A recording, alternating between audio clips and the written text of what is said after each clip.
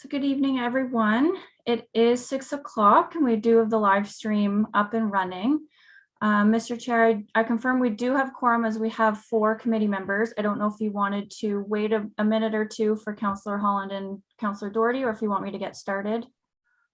We can give them a couple of minutes to join us. And then you can introduce the staff that are here.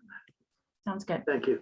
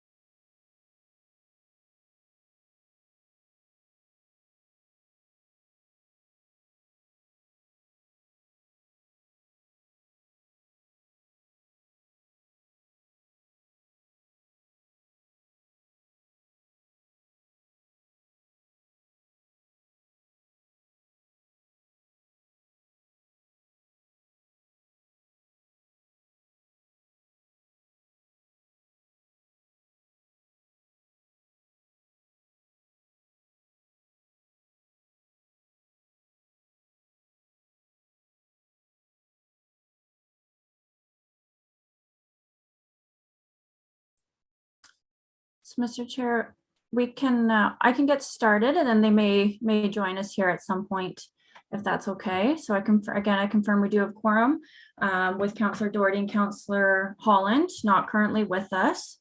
With staff, we have Peter Hugenboss, Commissioner of Business, Environment and Projects, Brad Joyce, Commissioner, Transportation and Public Works, Derek O'Shea, Committee Clerk, Karen Santucci, Director of Public Works and Solid Waste, and more staff may join us as we get going.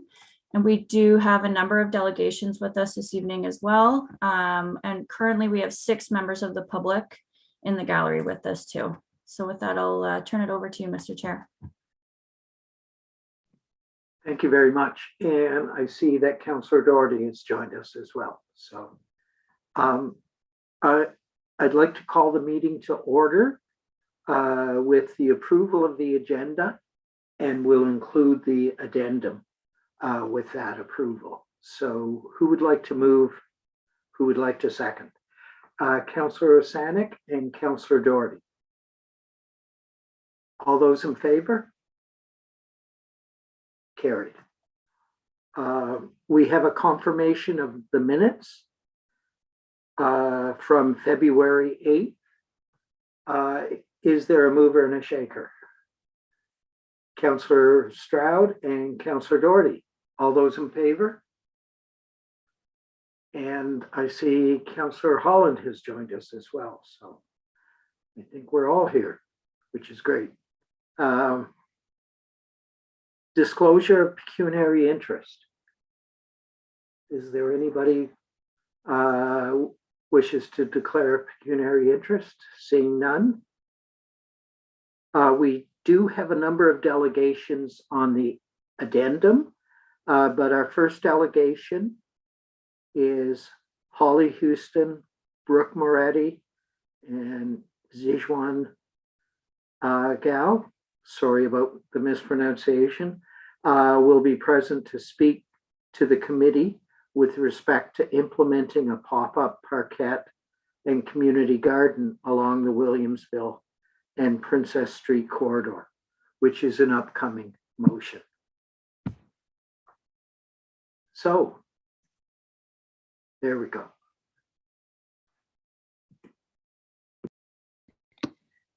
Am I okay to go ahead? Okay, so hello everyone, my name is Holly, and I'm joined by Brooke and Juzhen. Thank you for having us today. We are all 4th year Queen's University students who have been working with the Williamsville Community Association and Hart Cantillon to design a pop-up park to be placed on the Williamsville and Princess Street corridor. So if we could go to the next slide, please. So a pop-up park is a temporary park typically located in urban areas They can be thought of as like a pilot park, which lend the idea of a green space to a community member or to community members to incentivize to advocate for increased permanent green space and parkland in their community. Within our pop-up park, we intend to implement a community garden.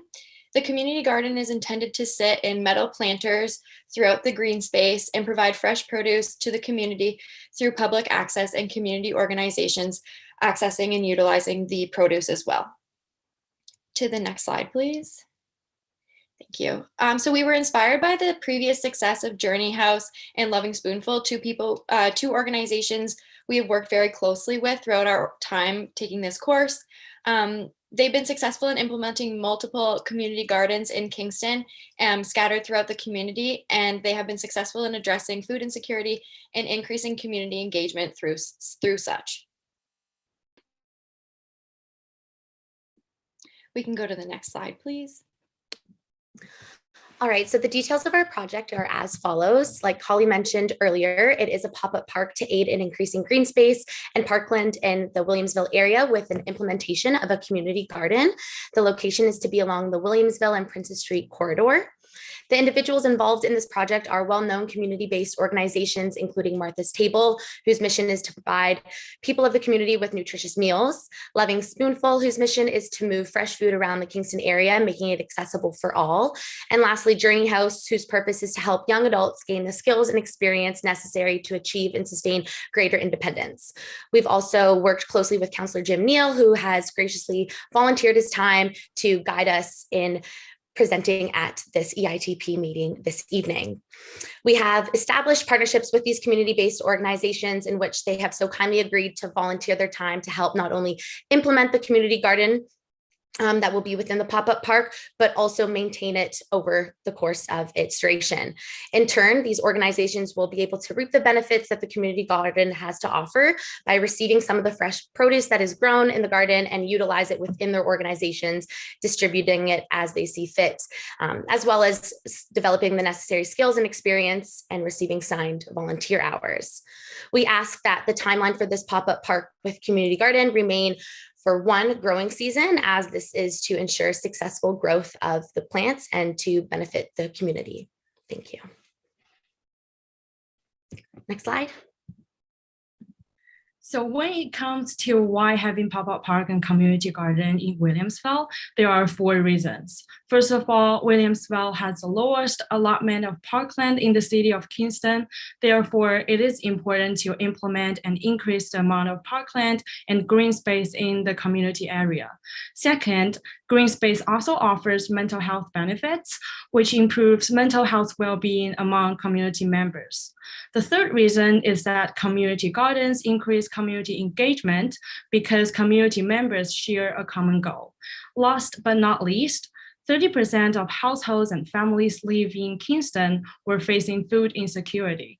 At Queens, over 6% of students struggled with food insecurity. Therefore, pop-up parks can be an effective asset to reducing the stress of food insecurity. Next slide, please.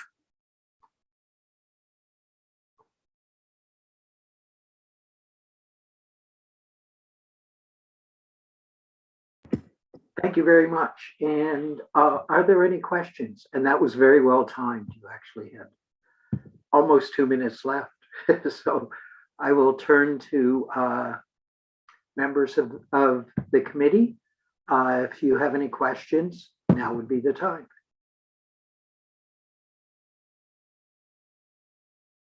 Yes, Councillor Osanek. Thank you, through you, Mr. Chair, and thanks so much for this idea. I really like it. I just wondered are we worried about vandalism at all? Like anything being stolen in the middle of the night? Has there been that concern or that happen anywhere else that you know of when you did research? So when we've chatted with Loving Spoonful and Journey House, we've had the same question come up. And they kind of pose it as if anyone is taking things that are maybe viewed as vandalism, it's because they really do need the produce, or they do use the vegetables well. Anything that is taken from the gardens are always used respectfully, and it might not be like within our intended partnerships or something like that, but it's always used by community members who really do require it or rely on it. So there have been really no issues, they've said, of vandalism, and they've also suggested kind of just creating like signs just explaining why we have the community gardens there, what the intention is, and how they can use them respectfully has been a really helpful tool to mitigate any vandalism. And continuing off of what Holly said, some of the research that we've done has included reading a novel by Lorraine Johnson called Gardener's Manifesto.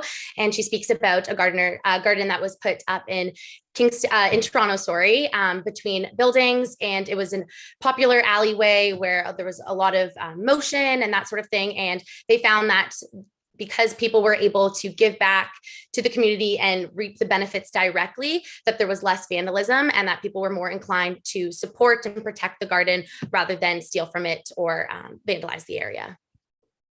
That's great to hear, because I know we've had some big vandalism happen out in the West End. And so I got my fingers crossed that everything goes well with this. I think you said it would be raised bed containers. Correct. And so are we talking like raised bed made out of wood, or is it, again, is it like some sort of structure that I guess it would be too heavy to steal, but is it going to be like raised beds made out of wood? Some of them will be made out of woods, and I believe that we were working with Ayla, who will be able to help us receive planters, but we wanted to incorporate the idea of raised beds so that it could be accessible for people of different styles if they can incorporate any extra like accessible equipment that they have to help mobility issues and that sort of thing. Super. Well, I hope this really takes off. Thank you. Thank you. And Councillor Doherty. Thank you, and through you, Mr. Chair. Thanks for your presentation. I wonder if you could share a little bit more about your partnerships. It's great to have partnerships. I think that also leads to a successful project. So I just wonder how you envision and plan, like who does what in this project. So we'll start with Loving Spoonful. Ayla has 2 master gardeners who have offered to their time that will be able to teach other volunteers how exactly to garden, seed planting and maintenance throughout like the duration of the growing season. And a lot of those volunteers are going to come from Journey House, who Jen Biergaard is going to help like supply us with for volunteers. And so they will work with those master gardeners from Loving Spoonful to maintain, and a schedule will be put up, as well as there are also volunteers from Martha's Table. And we also have another, Maureen, who's in charge of horticulture in the butterfly garden at the Memorial Center, also has other volunteers that are willing to help out. So it'll not only be like teaching at the beginning, but like a partnership throughout in helping each other maintain the garden. Excellent. That sounds really great. Thanks. Thank you. Any further questions from the committee? Seeing none, I want to thank the 3 of you. Your enthusiasm is contagious, and I really appreciate the work you put into this. I will now turn to the clerk, who has access to the addendum in front of them, which I don't. If you could announce those that have been added to the delegation list on the addendum. Yeah, through you, Mr. Chair. The next delegation is Robert McLeod. Yes, Mr. McLeod. Hello.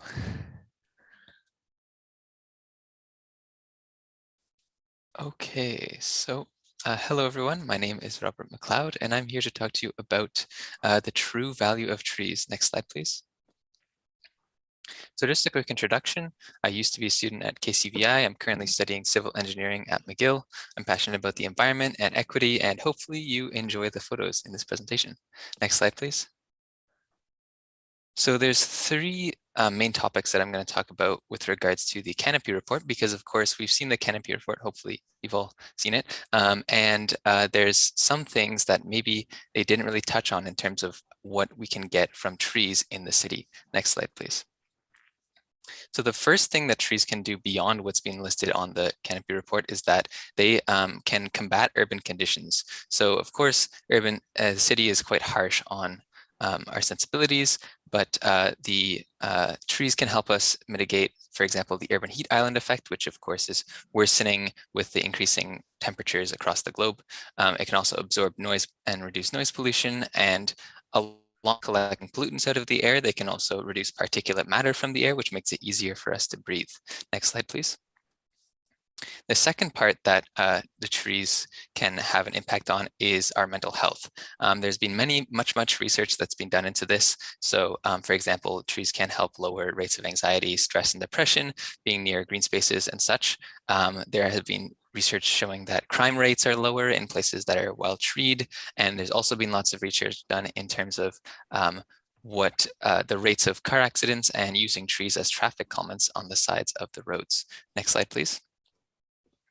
And the third part, I think this is probably the most important part, is to start thinking about maybe a different way of considering our trees in the city, because they're not just a number in the balance sheet. They're not just, you know, kind of collect carbon, but they also give the city character. They are a very important part of the way that we experience the city, and they should be considered just as important as the humans in the city as they are citizens here as well. They provide a sense of place, and they're really an essential piece of urban and ecological infrastructure. And I think humans, we like to think about ourselves as being outside of the ecosystem, but ultimately we are living creatures. We are a part of the city's ecosystem, and a strong ecosystem really ensures the health of all of its inhabitants. And we can improve that ecosystem strength by increasing biodiversity and just having more life around. Next slide, please. So something that we can think about in terms of the effects of especially biodiversity is the microbiome. So microbiome is basically the collection of life and cells and bacteria that we are exposed to on a daily basis. And this microbiome has a really strong impact on the health of us, both mentally and physically. There's been lots of research done into that as well. So if we think about, you know, maybe the city's very dead and very, you know, like it's very concrete, it's not a lot of nature, we're not really going to be getting those healthy cells, those healthy bacteria that we're looking for in a biodiverse environment. So it's really important that we design the cities towards promoting healthy microbiomes. Next slide, please. This is a nice diagram just to give you an idea of what we could think about like in the future. I know we don't have a lot of time to look at it, but there's lots. We want to improve like human interaction with nature, because that's ultimately what's going to impact how strong our microbiome is. Next slide, please. So what can the city really do about that? Well, hopefully you've all heard about the 330-300 rule by now. So we should start thinking about trees as tools towards improving the health of the citizens. And of course, we want to improve the health of citizens equitably. So the city should be thinking about how can we make sure that those light green colored squares on the Canopy report is getting more trees, because it's really important for those citizens to have that health benefit as well. I think it's also really valuable for the city. Of course, it's still going to be expanding to grow with the trees, not in spite of them. Hopefully you took the time to read that quote on the earlier slide, that trees are oldest citizens. They create lots of culture, and they create that strong microbiome, strong ecosystem, which is really valuable. So the city could think about how we can implement legislation to have, you know, I think there's already tree permits, but there's also, we can think about maybe asking the developers to give more detailed reports so that we know how many trees we can save while still considering 30 seconds, economic Mr. benefits McLeod. of expanding the city and expanding the and new developments in general. So that's it. Thank you for listening, and I'd be happy to welcome any questions now. Very well timed. Questions from the committee? Yes, Councillor Stroud.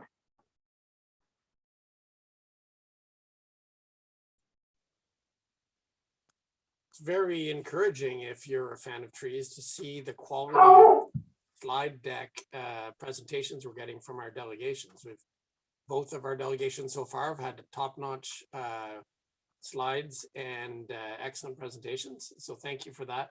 My question is about this concept of trees as citizens.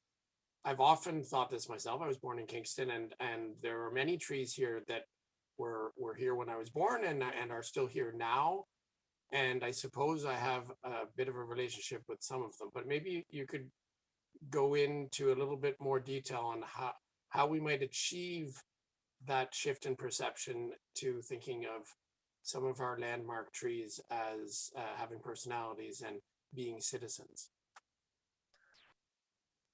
Yeah, so I think it's important in terms of thinking about like how we want to preserve our trees. That's really the big thing, is because we could, you know, cut down all the trees and plant more, and they would be able to sequester lots of carbon once they got large enough. But do we really want to cut down all of those historic trees? One of the examples that I like to make is, for example, Victoria Park in downtown Kingston, or City Park. Those tall trees really give that park a lot of character.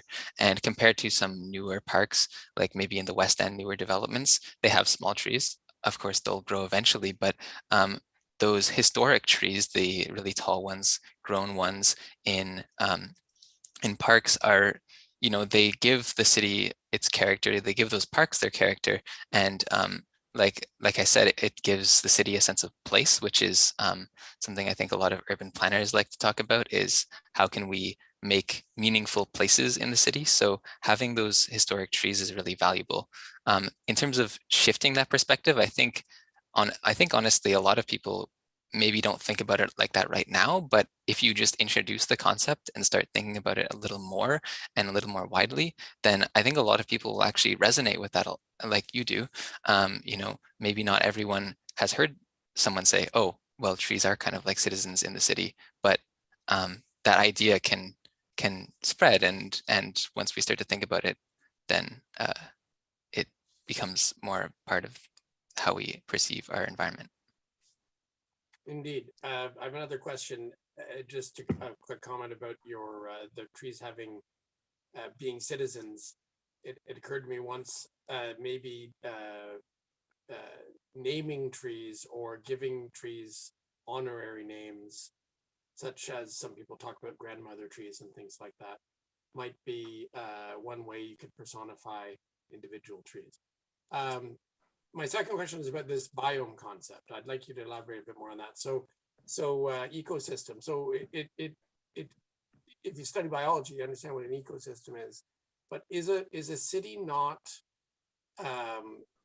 specifically kind of the way that, and anyway, the way that cities have been done in the last couple hundred years, removal of life and replacing it with inanimate objects? Isn't that sort of what characterized most cities? So maybe you could elaborate about how we would achieve this biome concept with current construction methods. Yeah, so that's a great question. It's definitely a challenging one to answer. In terms of, yes, it's true. Like a lot of cities have been built so far to be, you know, really eliminating that life. And ultimately, there is a strong economic incentive for that as well. But it doesn't mean that just because we're building more buildings doesn't mean that we have to make it a barren wasteland. We can still incorporate trees. We can still have trees, you know. I think really the 330-300 rule is a great example. So you can see 3 trees from your window. You can, you have 30% canopy cover, and there's quality green space within 300 meters from where you live. Those are pretty attainable goals when you think about the city in general. Obviously, we can't expect to be living in a forest tomorrow or something like that, but but there definitely are things that we can do to promote that. And so for example, we could invest more in how we're planting street trees, determine how we can make sure that the right of way, so like the road and the sidewalks and all that, are going to be able to welcome those street trees. We can also make sure that we have parks that are that have really good green spaces, and yeah, like for example, the Little Forest project, which I'm sure you've heard about before as well, is a great example of developing quality green spaces, and those can just go into your regular everyday park if the city so wishes. So promoting it that way, and then in developments, that is a challenge as well. Like, and especially with preserving trees, there's actually at the end of my slides, which there's like a little bit of further reading. There's like a few links. One of them is a document, quite an extensive article from Pennsylvania State University about how construction can be preserving trees a little bit better. I didn't read through like the whole thing because I only found out about this 2 days ago, but it seemed like a pretty good resource. I'd love to go through it like together, but I know we don't have time for that. So if you have time and want to take a look, that would be fantastic. Thank you very much. And please, our clerk can forward the link to all the members of the committee, or even to all of council members, to share your presentation. And That would be great. If that can happen, that would be great. And Councillor Osanek. Thank you, through you, Mr. Chair. And Robert, thanks so much for speaking to us. And we know that you must be in the middle of exams. And because you're an engineer, your exams would be very difficult and very one right after another. So thanks for taking the time to see us today. And great to hear that you're from Kingston. And with your, you said you're in civil engineering, right? So have you seen, like, have some of your classes talked about trees by any chance, and how to get along with trees with all the, you know, construction that civil engineering is all about? Or do your classes, like, you haven't had one class yet, I don't know if you're in 4th year or 2nd year, right? Have you had any classes that have touched on trees with your civil engineering classes? Well, I'm actually in 1st year, so I haven't had a lot of experience, still going through like the basic general chemistry 1 and 2, but I'll get there eventually. Hopefully there's going to be some discussion about that. It would be great. If not, who knows, maybe I'll reach out and see if we can change that. But I know there is environmental engineering, but there's an environmental engineering class, but other than that, I mean, I hope that sustainability is being discussed in the classroom. Excellent. And then for your appreciation and love of trees, did you get that from your family? Is that you were kind of surrounded? Is that where it comes from? You're a future tree hugger, and I just want to encourage you to be like that for the rest of your life. I think that's a good question. I don't know if like my family necessarily played that much of a part in it. I think I've always kind of been passionate about the environment in general. And then so it comes from that. And then through engagement with different people in the community, you know, I've learned more about trees, more about their impacts, and more beyond just thinking about the environment as like numbers on a balance sheet, but really as something that can form connections for everyone in the city and beyond. So yeah. Well, all the best with exams, and you're inspiring. Thank you. Thank you. Yes, Councillor Holland. Thank you, Mr. Chair, and thanks, Robert. That was great. So this picks up a little bit on what Councillor Osanek was asking regarding your commitment to trees, and also what you've said as far as thinking about trees in ways that are perhaps less quantifiable, and which also touches on the report this evening. I guess your perspective encourages us to broaden how we think about the benefits of trees, and we've received other presentations at council about health benefits and tree equity, etc. So some of the parts of what you talked about were measurable, like some of the studies on benefits with cleaner air or mental health benefits. I know there's evidence, but which I guess is what we always turn to when we try to make these decisions.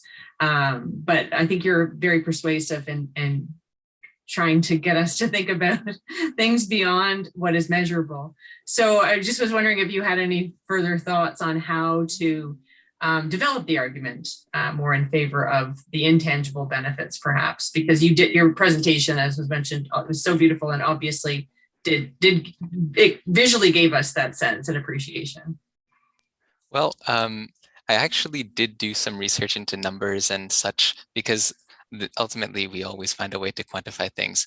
I didn't really have enough time to present the numbers, but there was a few studies that I looked at, like for example, the crime rate one, the study that I found was that there was almost a 50% reduction in crime rates on public housing developments somewhere, I don't remember where, I think it was somewhere in the US, but based on whether or not there was a low level of vegetation to a moderate level of vegetation.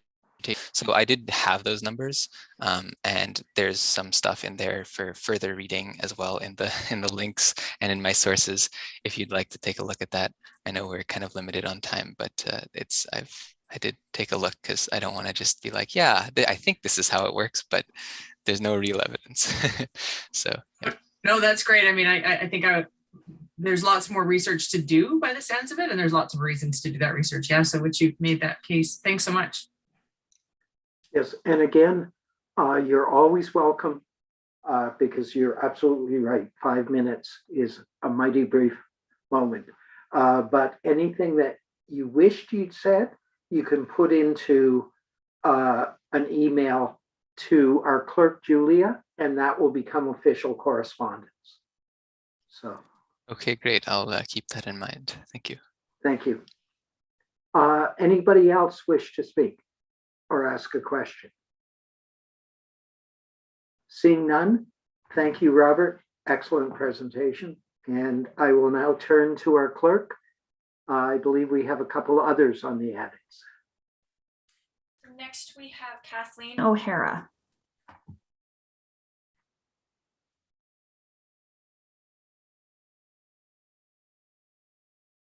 Oh, you're muted, Kathleen. Okay.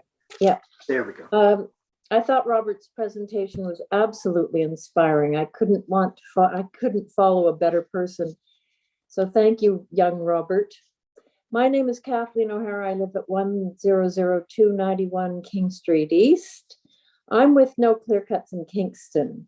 When we first created the group, we were focusing on the 1,800 trees of the former Davis Tannery site, which Jay Patry wants to clear cut. But very soon we realized that it wasn't just the tannery trees that were being threatened.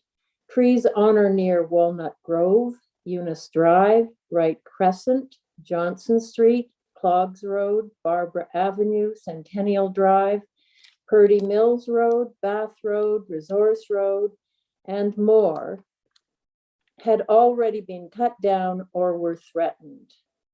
The only good news that has come out of the fight over the last 6 months is that the city and against the city and the developers is that people are coming together.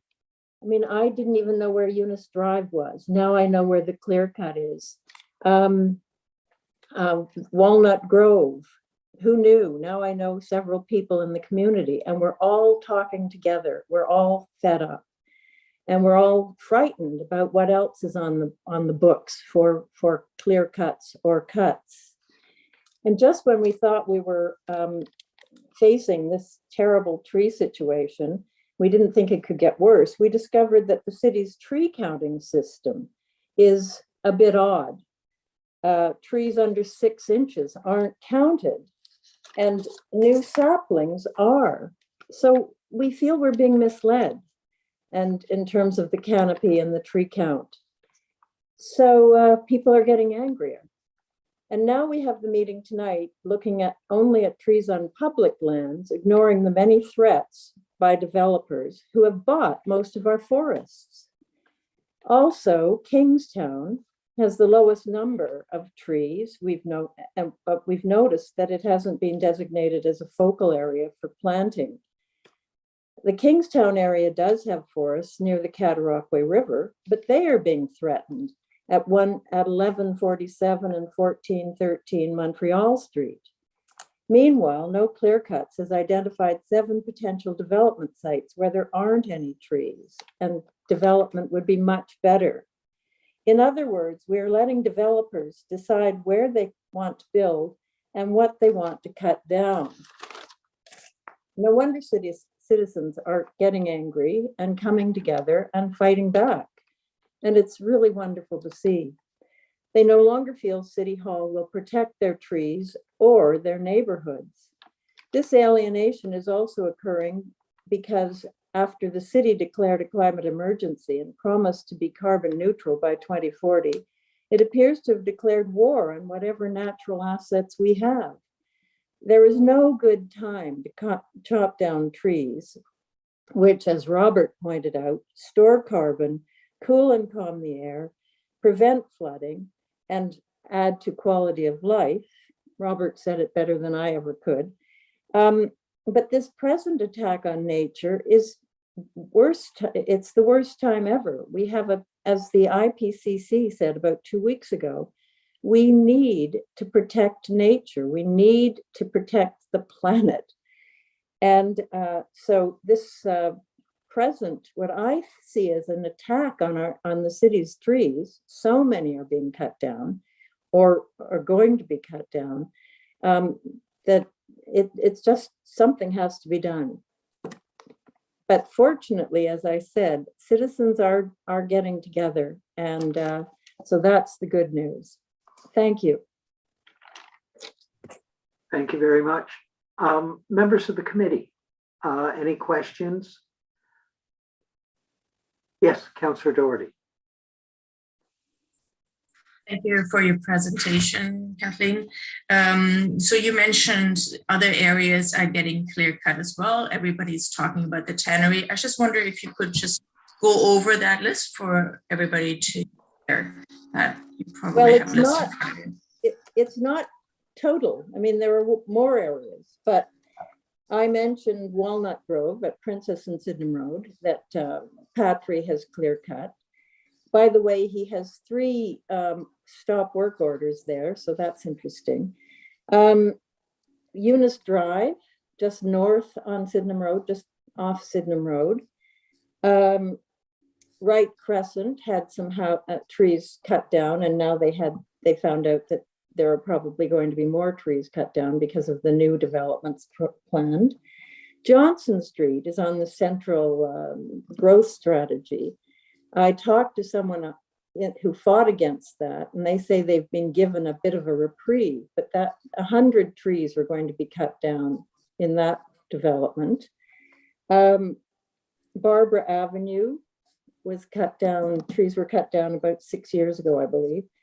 Clogs Road, 2,000 trees. Centennial Drive, Purdy Mills Road, Bath Road, Resource Road. It's a pretty extensive list of either trees that have been cut down or are going to be cut down. A lot of trees. Oh, and then I mentioned that the 2 lovely forested areas by the river off Montreal Street. And then, as I pointed out, we've located 7 pieces of land along Montreal that have no trees or just scruffy trees around the edge. Why are trees being cut down in a lovely area and then left, and then no building is occurring in these empty places? I don't understand it. Thank you. Mm-hmm. Thank you. Any other members of the committee have any questions? Seeing none, thank you very much, Kathleen. Okay. And thank anything that you wished you'd said, please put in a letter to the clerk. Thank you. And who's next, Julie? Mr. Chair, through you. So next we do have Noah Purdy, but I will just note, so we did have to place a motion on the addendum for the next 3 delegations to allow them to speak. So if we want to approve that, just as the committee, and then Noah can go ahead and provide his delegation. Oh, I think you're just on mute. Are you able to hear me? I will call the question to recognize the final 3 delegations. Mover, Councillor Oosterhoff, seconder, Councillor Doherty. All those in favor? Carried. Thank you very much. Noah, the floor is yours. You are able to hear me, yes? Brilliant. Well, thank you very much. I'm very excited and or perhaps nervous, but I'm looking very much forward to providing my delegation. I suppose the context in which we could outline it is my delegation is to act as an affidavit to the validity of a motion and framework such as the 330-300 rule. And I will begin now. Our critical relationship with nature. Quote, a healthy urban forest provides countless benefits to the city, including air quality, storm water retention, erosion control, reduced energy costs, and animal habitats. This is an excerpt taken from the tree canopy report we are discussing today, an excellent validation of tree canopy coverage and why it is important. However, it is my intention to go further and touch on the implications of a green city on the minds and bodies of those who live within it. In order to do this, I ask that we for a moment look at the trajectory and reality of our city. It's growing, and it will continue to grow. And as it does, the city's needs will elaborate and evolve. We can summarize this with the term, perhaps, urbanization, the growth of urban living, urban society. Urbanization is a necessary symptom of growing society. However, as time goes on and as cities continue to expand at such an exponential rate, it becomes clear that the way in which we navigate the movement of urbanization must involve compassion, wisdom, and tact, with the life that thrives within those urban environments in mind. In order to properly assess how city development implicates our overall well-being, we need to take a look at the effects of urbanization within the scope of mental health. In a negative context, I should say. Quote, the range of disorders and deviancies associated with urbanization is enormous.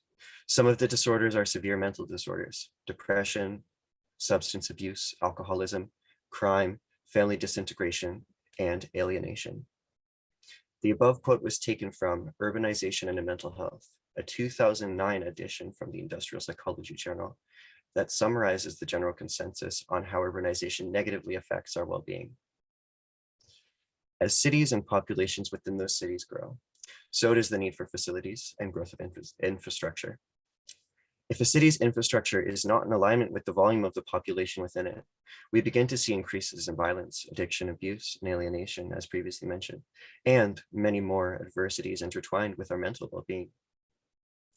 Grounded in this understanding, one might ask, how is it then that we balance our infrastructure to best serve the health of the people and our environment?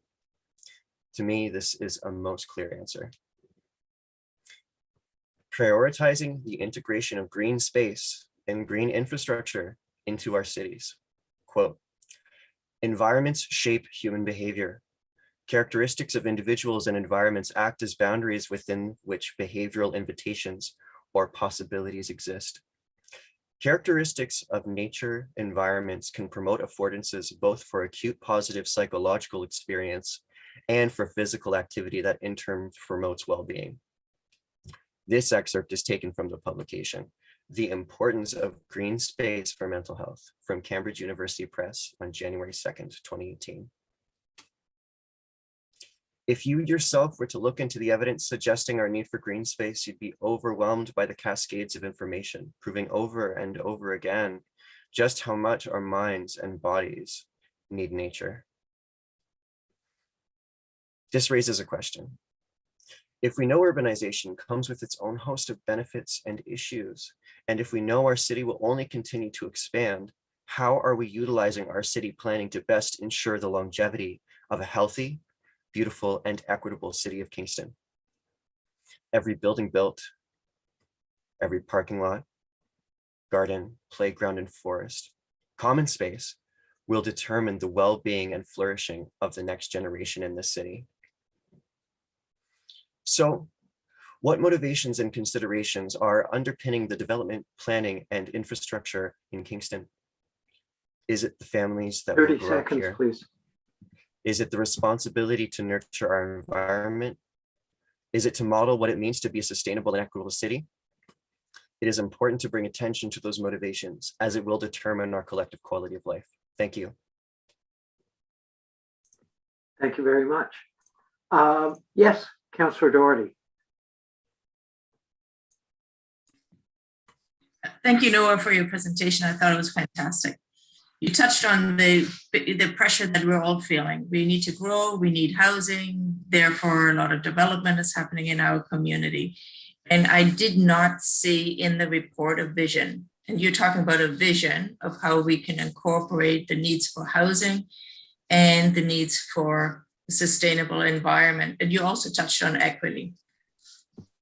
I didn't see that either. Equity was mentioned in the report, but I didn't see how it actually made its way into the recommendation. It's just simply the recommendations picked 4 districts and it was kind of done with that. But what was lacking is precisely what you were talking about, a vision. Thank you. So I just want to, I felt too that you got cut off. So if you wanted to add, if anything is missing that you wanted to add, maybe this is a good time, but then I also want to go back to the vision because I believe you started actually with the 330-300 rule. So I wonder if you could speak to a little bit more too. So over to you. Well, first and foremost, I made my presentation very tight. So while it perhaps seemed as though I was getting cut off, I was well aware of the time, but I do very much appreciate your consideration of me. Now, well, I have been heavily involved with Little Forest, Kingston, and many of the people function within that organization who have discussed the 330-300 motion. I myself have been very much an observer, so I understand the plan and the framework.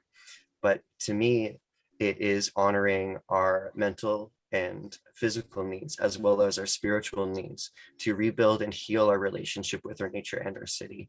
And that involves green space, obviously, and that green space might come in different forms in different ways. To me, this tree canopy discussion was a perfect time to bring that up, just because we are becoming more and more aware of how our urban environment and our growing environment and our growing society is sensitive in all of these different ways that perhaps we do not fully understand. So when I think of the 330-300 motion, and I'm sure you know the general idea with the 330-300, for me, it's introducing a framework that is mindful and perhaps even to a degree sacrificial toward, and that sacrifices perhaps, sorry, allow me to articulate for a moment. I seem to be getting away from myself. I'm very much an over-articulator, so you'll have to allow me to digress for a moment. When you're introducing a framework such as the 330-300 motion, I think we can all acknowledge the fact that it comes with its hosts of paradigm shifts. Is that not correct? We have to think and operate in different ways, and we have to consider the ways that we think about what it means to create a beautiful and equitable city. Now, I've looked at a few papers on the research surrounding the gentrification of green areas and how poorer populations seem to experience far more mental health adversities within an urban environment. And that is in part due to the fact that whenever we introduce green space, as it is somewhat of a commodity into an urban environment, it then becomes somewhat gentrified in the sense that it becomes more expensive to live there. So to me, one of the most beautiful parts of the 330-300 motion is the fact that it's a framework to apply to a city that not only involves the people, but people of all different backgrounds, different incomes, and different forms of equity. If that answers your question, I apologize if that ramble was vague, but that's as much as I can speak to that. Thanks, Noah. Could you just go over, I think many of us do know what 330-300 means, but maybe not everybody. So I was just wondering if you could just explain what it is. So the idea and fundamental intention is that, and I suppose this is rather sentimental and romantic, but when, if you were to look in your mind and see yourself as a child and you were to look out the window, the idea is that the 3 would stand for looking out the window and being able to see 3 trees. After that comes the 30, which, if I'm correct, is 30% tree canopy coverage, which is our target goal within an area. You'll be able to experience 30% tree canopy coverage within a city. And from your home, you would be able to have access to a green space, a lush green space, within, I believe it's 300 meters of your living space. So the intent, I suppose I can speak to the general intention, and that's to increase availability of green space and prioritize it for not only the benefit of our environment, but the benefit of our mental, emotional, physical, and spiritual needs. Thanks. Thank you. Thank you. Any further questions from the committee? Yes, Councillor Stroud.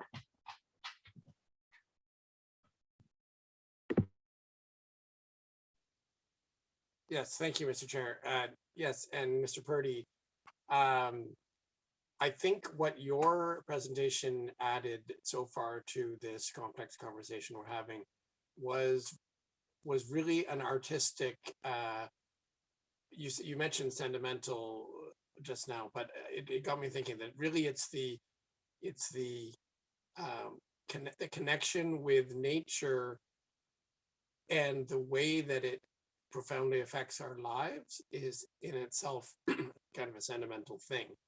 And so it's a qualitative aspect, not a quantitative one, that might be missing from this report. I think I'm getting that from your presentation. I think that's what you added to the conversation today. So maybe you could elaborate a little bit more on that, on how it's not just how many trees and where they are, but our relationship with them, and for all of us to be able to access that. Thank you very much. That helps me further organize my thoughts. I feel I'll be able to articulate to you perhaps somewhat adequately. I think the qualitative aspect of green space is, in a, again, sentimental sense, the primordial force upon which we were born and created is the earth in which we live. And we become somewhat, as time goes on, it seems as though we become more and more distant from that notion that we are a part of nature. In fact, we, in some ways, see ourselves as a spurn on nature, when I believe that our relationships are very much intimately interlinked. At least speaking from a personal perspective, when I, in my personal experience, have found myself at a low point or a very challenging point, one of the things that has always brought me back to a set point of being grounded, of being whole, and of being a balanced human being has been my connection with nature and the way in which nature speaks to me. I think that a relationship with nature also cultivates a sense of empathy, which can be carried away from nature into other areas of our lives, our work lives, our home lives, our creative lives, as you touched on the creativity piece there. And I think empathy is something that is going to become a critical element and scarce resource in our society as it evolves. And that's sort of what I was trying to outline with the notion of urbanization as somewhat of a thing to look at into the future, as thinking, okay, well, we know that we're on this path, right? And we have all these beautiful resources around us, in this case, all this lush green space.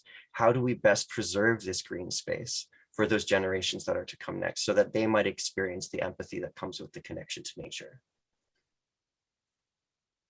That's great. I really think you've got talent as a poet, and to be able to express yourself in this way, it's beautiful. And thank you for allowing us to see things in that fashion. Thanks. Thank you very much. Thank you. Any further questions? Seeing none, thank you very much, Noah.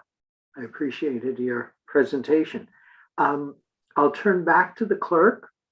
I believe we have 2 more delegations on the addeds. Yep, we have 2 more. So the next one up is Kelsey Tucker.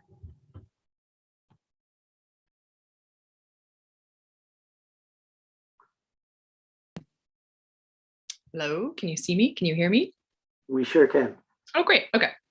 So I'm not very Zoom savvy.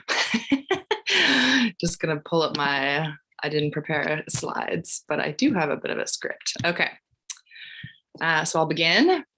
I'm Kelsey Tucker. I'm an occupational therapist. I work on a local ACT team, which is an assertive community treatment team, serving our neighbors in this community who are dealing with symptoms of profound mental illness, including those we as a society impose. One of my privileges in this position has always been, as a proud OT, coordinating meaningful activities for the folks on our team. As you might expect, COVID completely has interrupted our ability to gather and engage in the ways that we often had. It was this that led my OT colleague and myself to consider moving things outside, and gardening was a natural choice.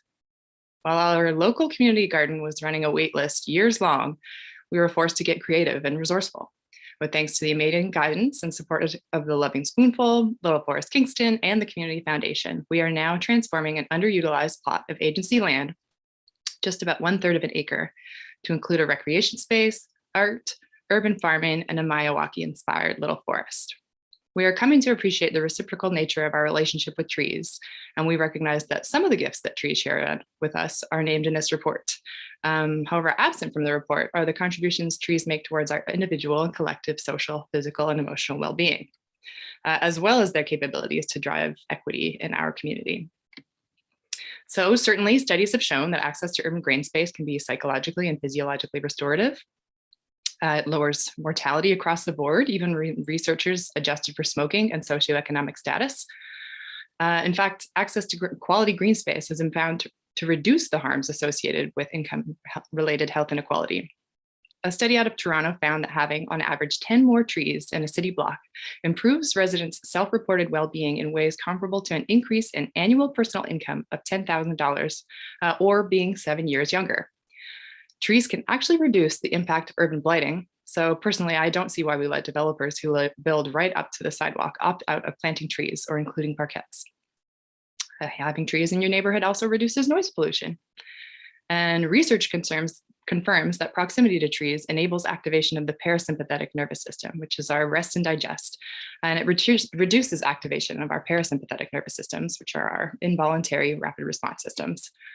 You can see this in the fact that there's greater heart rate variability for folks whose only barrier to a green space is just a short walk from their homes.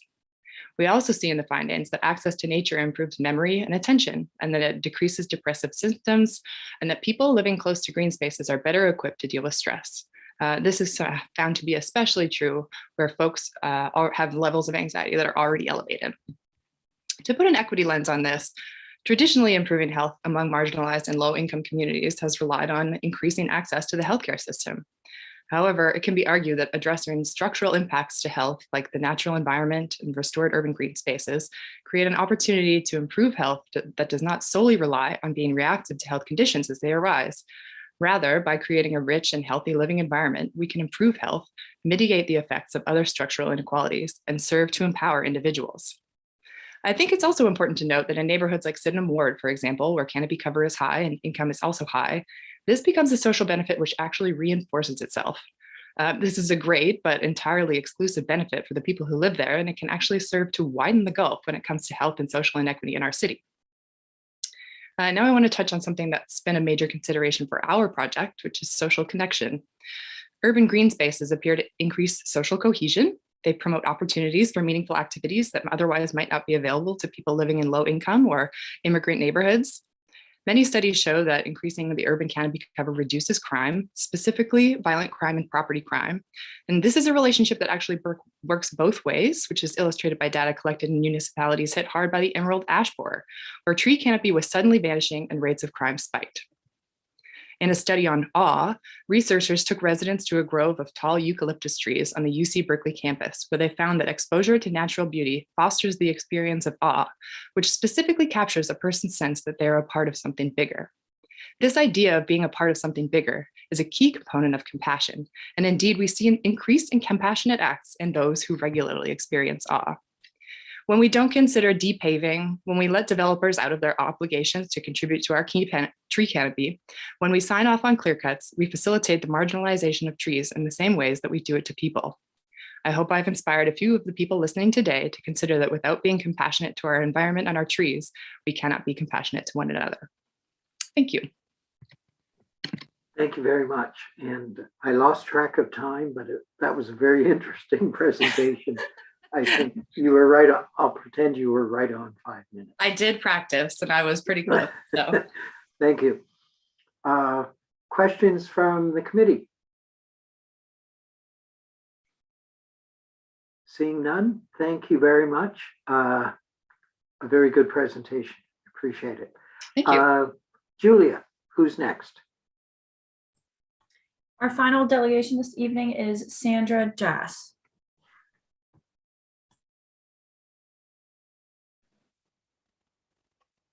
Hi, Hello. can everybody Hello, hear Ms. me? Jess. We can hear you. Thank you. Okay. So my presentation will be not scripted, not high tech, won't have slides. I just want to talk to you for a few minutes. I made some notes and I've got, what I think I'm going to do is go over all my talking points quickly and then circle back to them so that I don't run out of time and not get to say what I think is really important. So the first thing that I want to say is I did read the report, not with a fine-tooth comb, but quite some things I focused in on. And I have to say there's something alarming in it. And perhaps I might suggest that you even consider not accepting this report as written. So I'm going to draw your attention to the alarming thing on page 11. And on mine, I've made circles, and it's not that you have to be able to see my circles, but the point is that if you look at the districts and you get to 9, 10, and 11, there's actually a reduction in preferable tree canopy percent. And I find that unfathomable. How can any report seeking to increase tree canopy be recommending a reduction in tree canopy? Doesn't make sense. It specifically says that there's 4 on the conclusions page. Replanting efforts are recommended to be made in electoral districts 2, 3, 4, and 6. So they're actually focusing in on 4 districts, which might be considered sort of newer and also quite tree populous districts. So I'm just asking all of you to take a close look at this. And this is not a report that brings tree equity into existence. And perhaps this committee has not adopted a policy of tree equity. The 330-300 principle that's been mentioned is ostensibly a tree equity principle. It says that everybody has a right to access to trees, regardless of socioeconomic status. By the way, I have my friend the oak here to help guide me and keep me focused. And my cat. So that's my commentary on this report. Now it does say in the very last paragraph, even other areas could be increased, but that's not strong enough language. And it's certainly not acceptable given the climate crisis that we are in. Okay, now to my other talking points.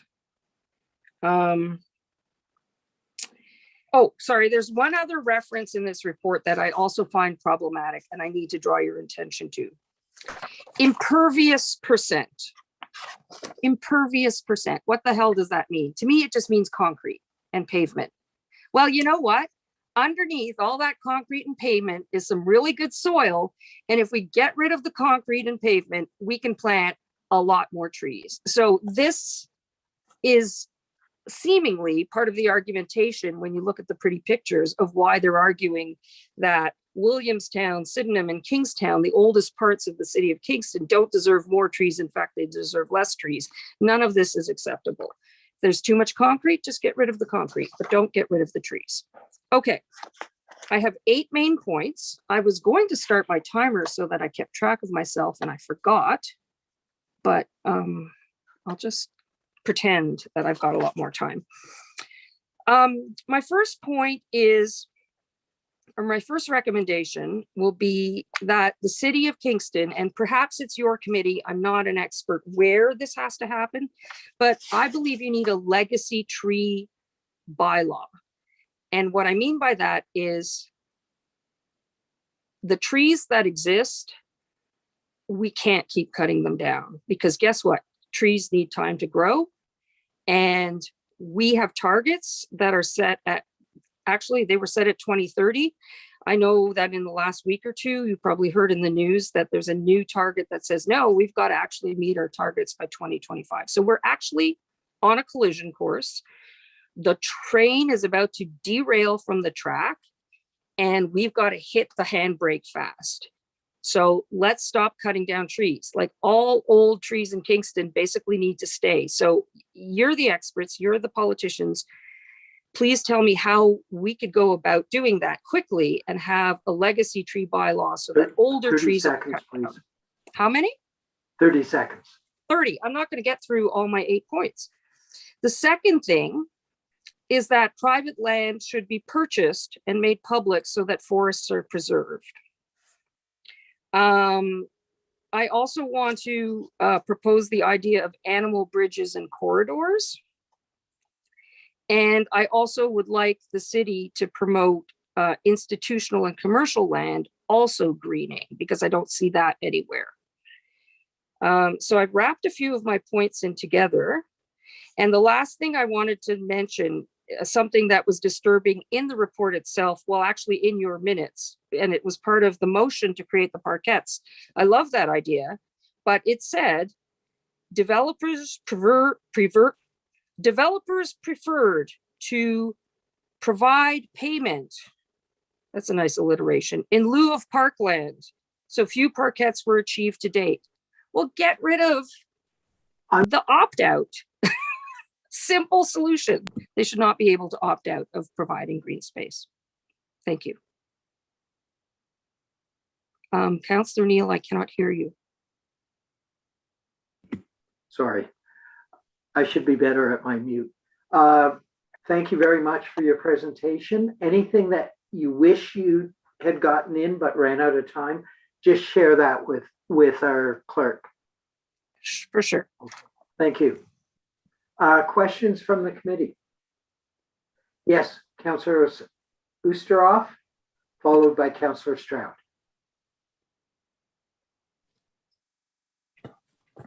Yeah, thank you, Mr. Chair. My Zoom is not working, so I'm on my phone here tonight, so I don't know how it works. Can you hear me good enough? Yep. I really appreciate this presentation too, because I do appreciate the points. And Mr. Chair, I only got 3 of the 8. Am I able to ask her to quickly tell us the final other 8? I'm not sure if I didn't write fast enough or I didn't absolutely get forward. Go right ahead if you can. Because I think it's really important to have good suggestions like this. So I would love to hear the points 4 to 8. Thank you, Councillor Oosteroff. I collapsed a couple together because my time was running out, but it was develop a and I will write it up and email it in as well. Develop a legacy tree bylaw as soon as possible to save existing trees. Point 2, purchase private land to create public forests. 3, adopt city in a forest. I didn't say it because I was short on time. The 4th one that I really would love to see as a policy is removing grass. And I have actually emailed the bylaw about that. And I've emailed my city councillor about not having grass everywhere. It's a very unsustainable green cover. There's so many other more sustainable for all kinds of resources options. So that requires elaboration, but it's a policy that the city should consider.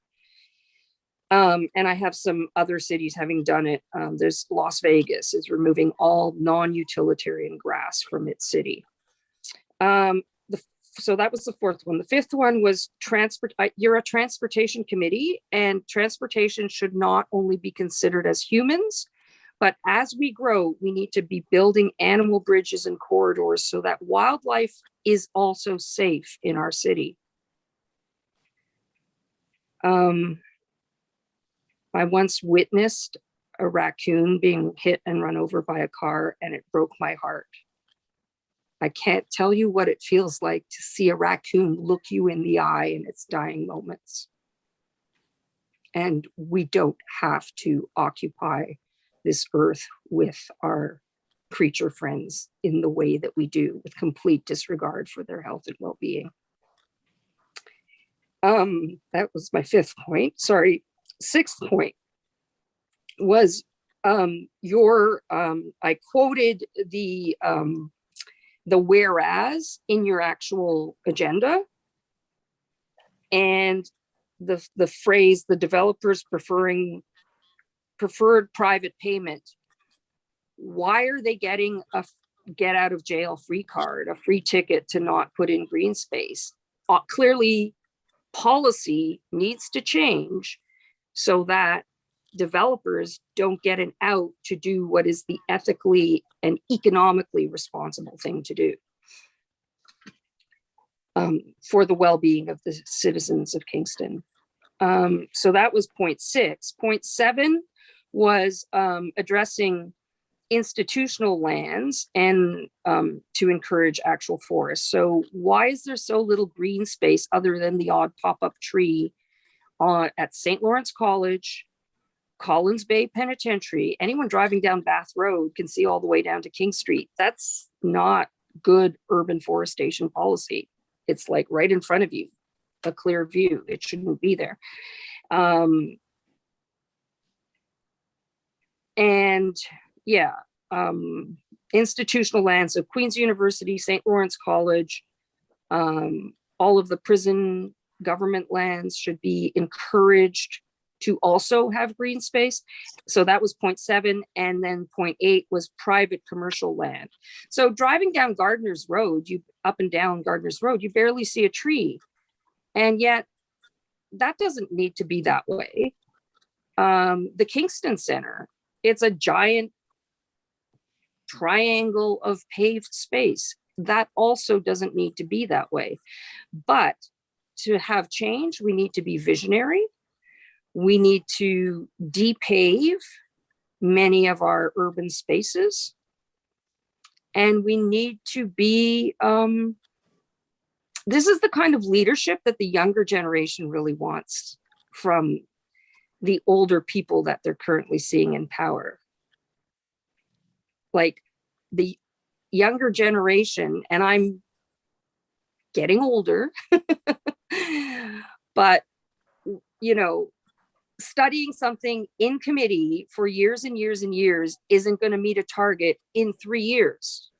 That we need to like shift the paradigm. We've just heard 3 young people, younger than me people talking, and we need to take drastic, proactive, visionary leadership.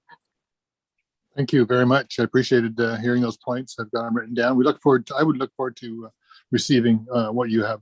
If you could send it to the clerk, whatever, but that's good. Thank you very much. You're welcome. Thank you. Any further questions? Yes, Councillor Stroud.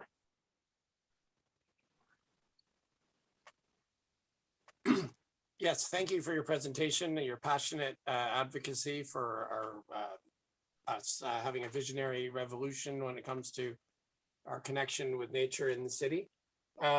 I'm going to just go back to a very narrow point because as Sydenham councillor, this also stood out to me reading the report.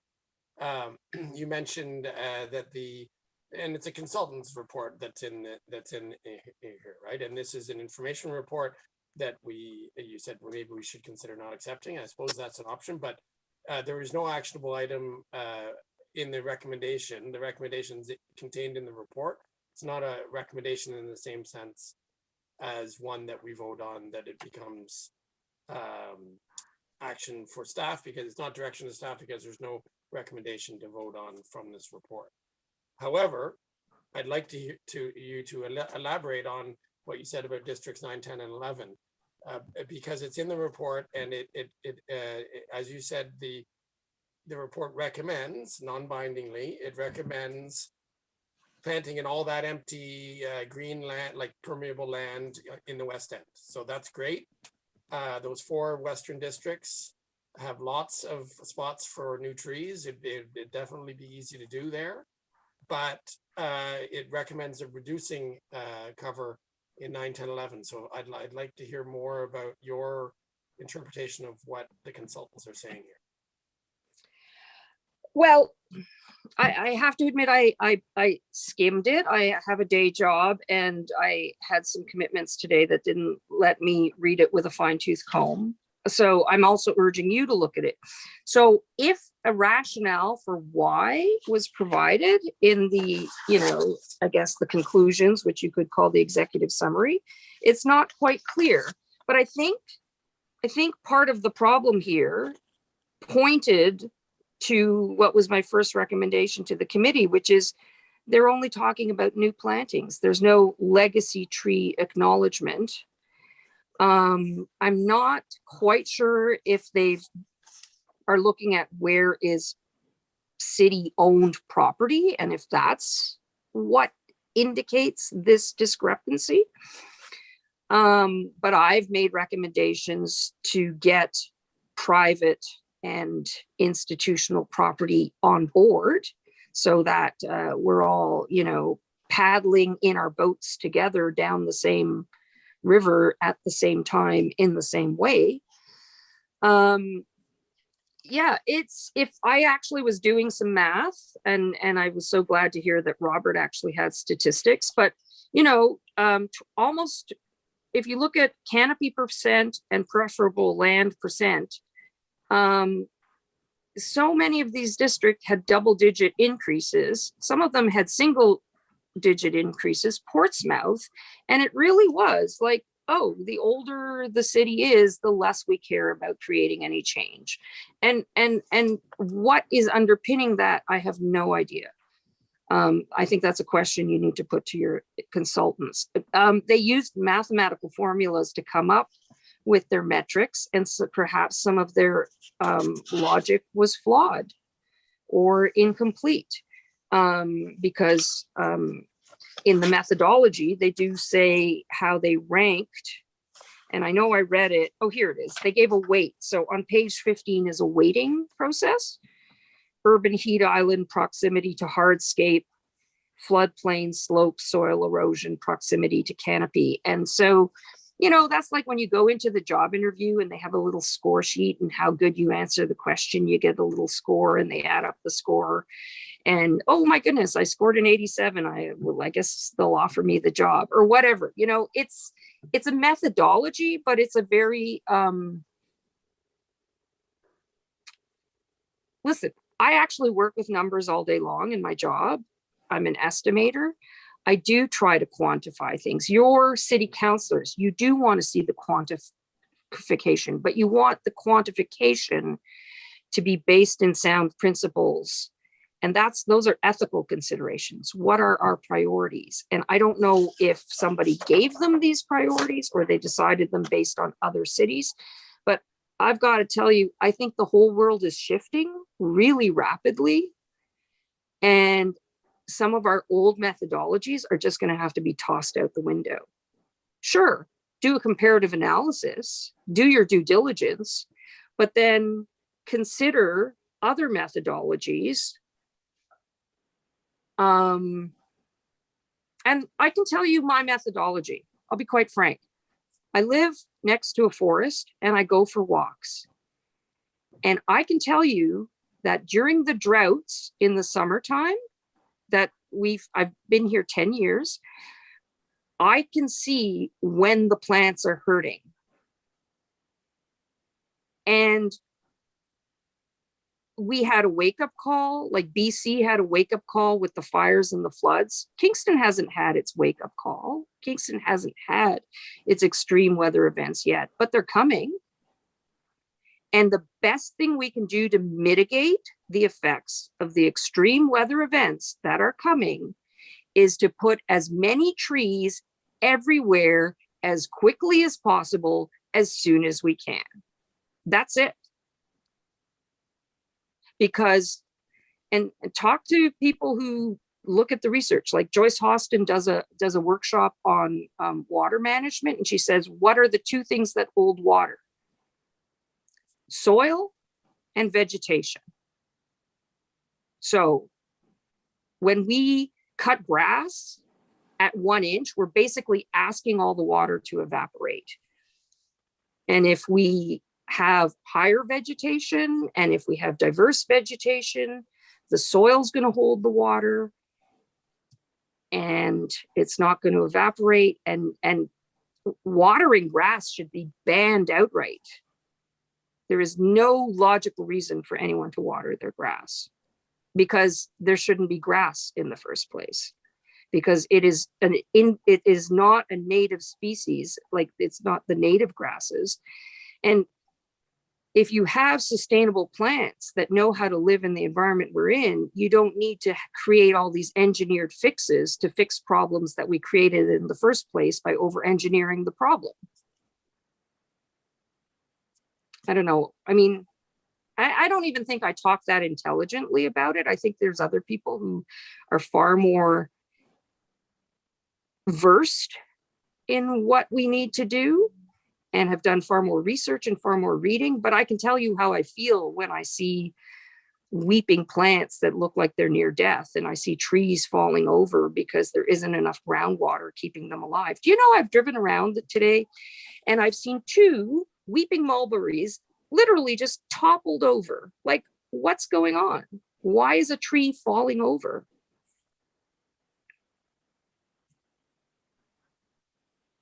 Thank you. Any further questions? Yes, Councillor Osanek. Great, thanks, Mr. Chair, and thank you, Ms. Jasray, for your all the ideas that you had and that list of 8. The one I didn't hear was, did you say adopt a city in the forest? Is that the one that you meant to be like Little Forest, or was that another point that you had?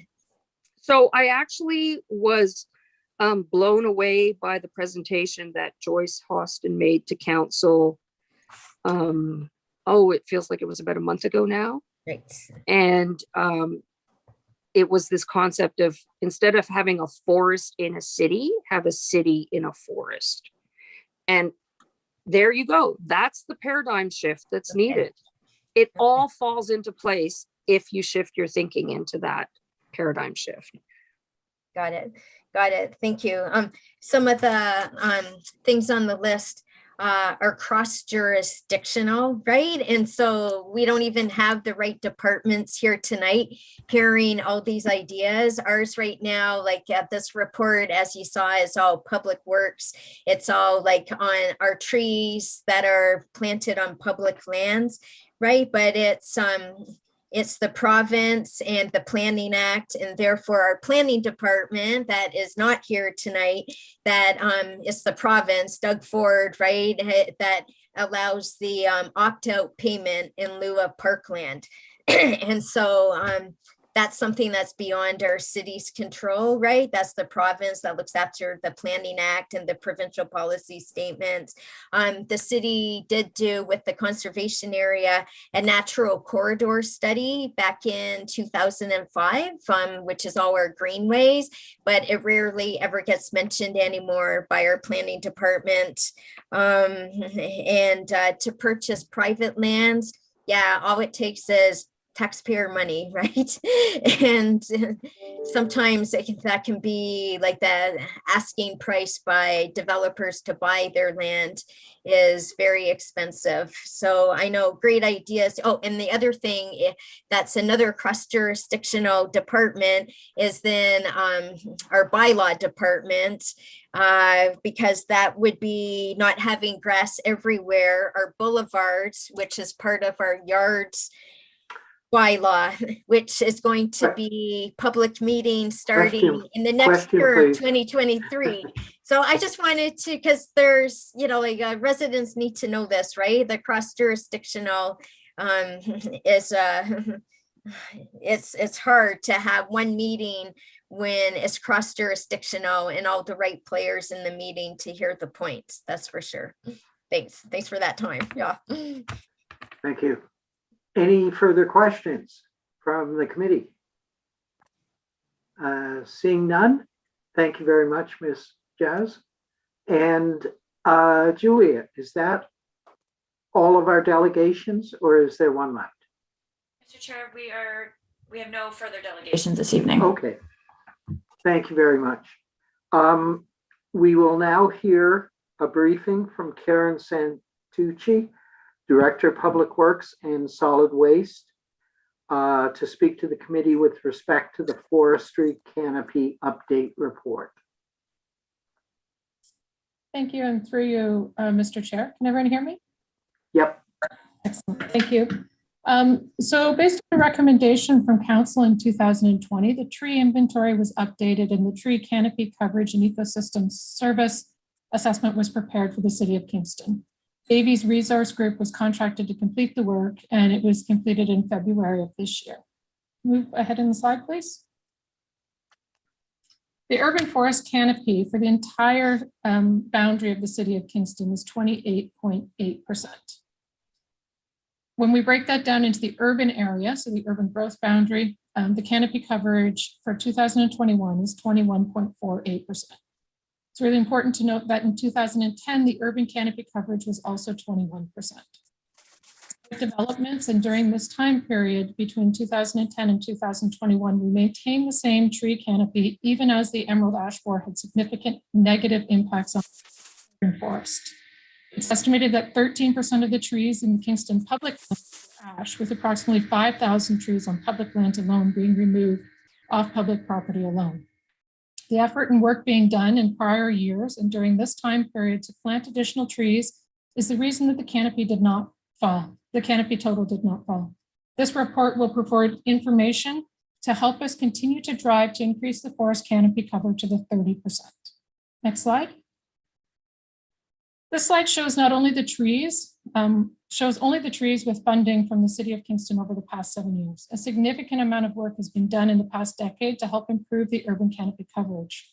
The trees planted 5 to 10 years ago are now just starting to show a positive impact on the percentage of tree canopy. It's important to note that the plantings done now will take an additional 5 to 10 years to have a positive effect on the tree canopy, but will continue to have an increasing positive effect on the canopy for the next 40 years of the trees, for the first 40 years of the tree's life. Next slide. In 2010, the Urban Forestry Management Plan, one of the recommendations was to improve the health of the urban forest by replacing diseased and defective trees, as well as planting more trees in the city. The health rating for the urban forest has increased from fair to good over the past 10 years. This points to the importance of ensuring the proper maintenance and of the existing urban forest. There is much emphasis on planting more trees, but we must also provide the appropriate care for the urban trees and ensure the investment provided the dividends that we're seeking. Next slide. Ecosystem benefits. This slide speaks for itself. It's showing the effects of the urban forest on air quality, carbon, and stormwater. These numbers really give us a baseline that we can look at going forward to see the impact of our urban forest on the community. The benefits of trees is vital to our community and our environmental quality, as well as our mental and physical health of our residents. And these numbers are just a few, but these are the ones that we're able to quantify some of the benefits of the urban forest. Next slide. Out of the report, there were a number of recommendations.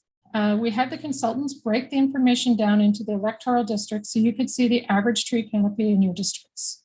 The recommendation is to prioritize plantings in as many suitable locations as possible. This is something we've attempted to do in the past as well.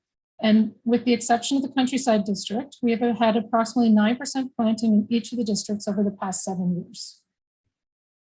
The recommendation for planting in the electoral districts of Loyalist, Cataraqui, Collins Bay, Lakeside, and Trillium was highlighted because these areas have an abundance of plantable land. It's not to say that these are the only areas they should be planted in. It's just pointing out that these areas do have an abundance of plantable land. Next slide, please. Next recommendation was to continue to create tree planting strategies for treeless areas. So this map, although it's small and you can't see it very well, you can zoom in on it and you can see the areas of priority planting classifications. And the priority planting classifications were developed looking at the land cover status, the proximity to hardscapes, floodplain slopes, erosions, and priority to the canopy. So what we would look at doing for our forestry operating plan is to drill down into these areas and find areas where we have very low or low plantings that we can then focus some of our attention onto. Next slide, please. The next recommendation was to continue to encourage private tree planting and maintenance to supplement the municipal efforts. So this really talks to our neighborhood tree program. Our neighborhood tree program provides property owners within the city of Kingston an opportunity to purchase trees at a discounted rate to plant on their own private property. And we'll look to support and expand these programs like these in our forestry operating program. Currently, we've doubled the number of trees that are being offered through our neighborhood tree program in 2022. We're also looking to expand the program to help deal with tree equity. In terms of tree equity, we're looking at customized programs to deal with areas that don't have the same social or economic resources to benefit from this type of program. Currently, we're working to develop a program with Little Forest Kingston to reach out to areas that may need additional support to make neighborhood tree grant program more effective by communicating the program with residents, helping with orders, pickups, and plantings. And we'll continue to look at opportunities to expand programs such as this in our forestry operating plan. Next slide. The next recommendation is to ensure our work plan has a balance of planting trees and increasing the number of trees within the urban growth boundary and replacing defective and diseased trees in older established areas.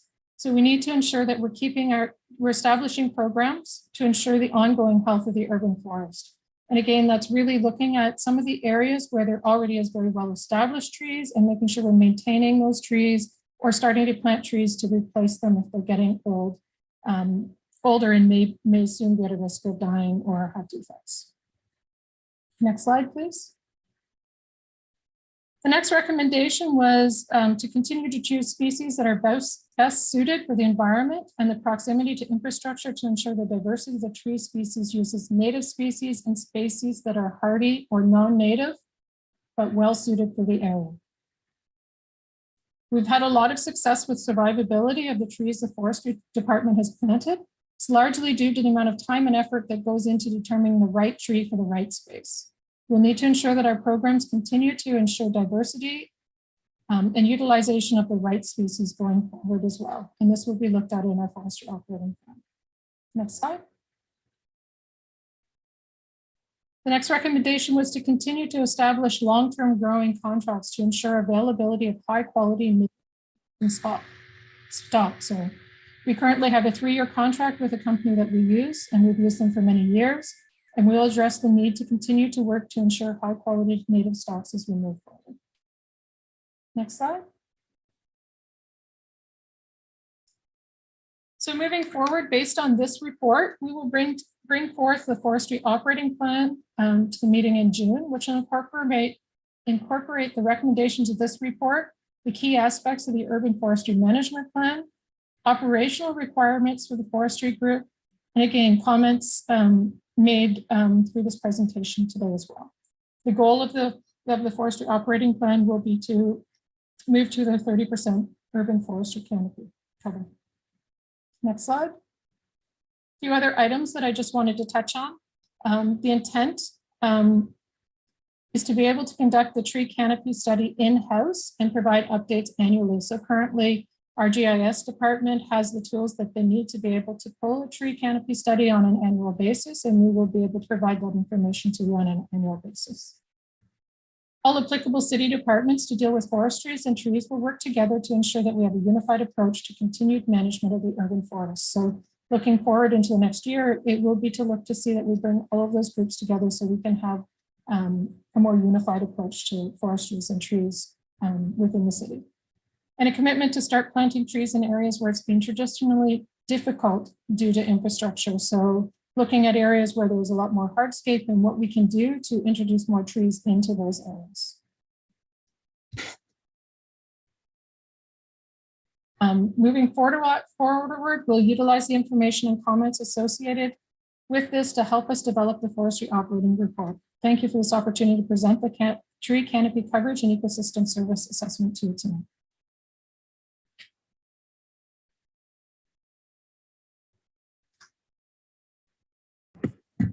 Thank you. And I think I saw Councillor Doherty's waving at me. So the floor is yours. And then Councillor Oosterhoff. Thank you, Lucy, for your presentation. Just going to check with the chair. I guess I'll just keep my question. I have several questions, so I'll just keep it to 2 questions and we'll go around a couple of times. Is that what you Actually, with a briefing, I believe that you're allowed more than just 2 questions on a briefing. Okay, but I'll still do that out of respect to my other councillors who I'm sure have lots of other questions as well. Thank you. I guess question number 1 is, I'll phrase this with just a comment that what I didn't get in the report was a sense of where the urgency to address climate change is, the increased threat to our trees, like the oak blight might be coming and is coming to Ontario. So we might be, and it's very likely, we're going to lose even more trees and we can't even keep up with the trees that are already dying. So there was no mention of the threat to our trees from other sources besides, I guess, what we heard from a lot of delegations, the developments. And tree equity wasn't mentioned. It was mentioned a couple of times in the report, but certainly I didn't see how it was incorporated into the recommendation.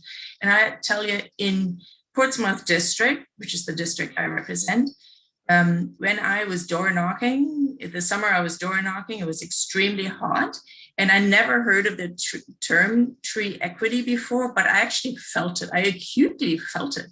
When the social housing developments in my area, in Portsmouth District, they hardly have any trees. And I brought that up to some of the committee meetings that I had, and some trees have been planted, but as you pointed out, it takes a long time for those trees, and people are paying for their own utilities and to cool their houses in the summer. So tree equity actually reduces costs for people too, because our need for energy is greatest often even in the summer when people need air conditioners. So it's not just a feel-good thing. It's a really important thing for families, and we did hear a lot about health. So my question is, where in the you mentioned, of course, that this will be used for the forestry operating plan that is coming to the committee in June. And you mentioned what will be used to offer, what information will be used to put that plan together, but I didn't see public input. I guess you got some public input today, but is there going to be a public process included as well for the before the forestry operating plan comes to council or to the committee? Sorry, so just commenting on a couple of your points. The report that was done was very much based on hard facts and tree inventories and tree canopies.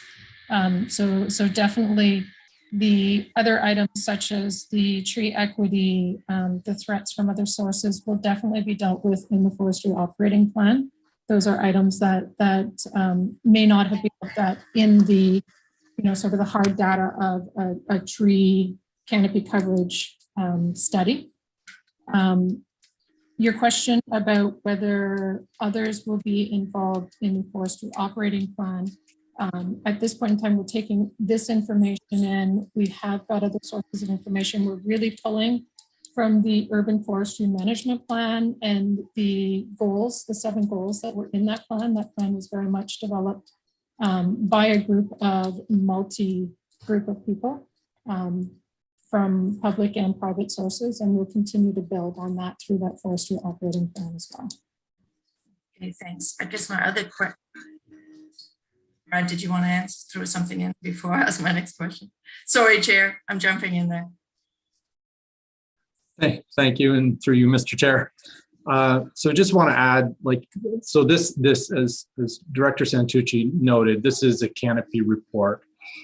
Some of the things that come into what may formulate in terms of the forestry operating plan are things like the tree equity, and you notice that we made changes to the distribution under the neighborhood tree program to start to try to address those issues of tree equity. So by partnering with Low Forest, we're able to get people that don't have a vehicle, for instance, so they're not able to pick up a tree, or they're seniors that or people that are incapable of actually planting a tree. So we address those to start to try to get at this issue of tree equity, because largely it's been adopted by people that have cars and can pick this up and can pay the $10 and all those kind of things and can plant it.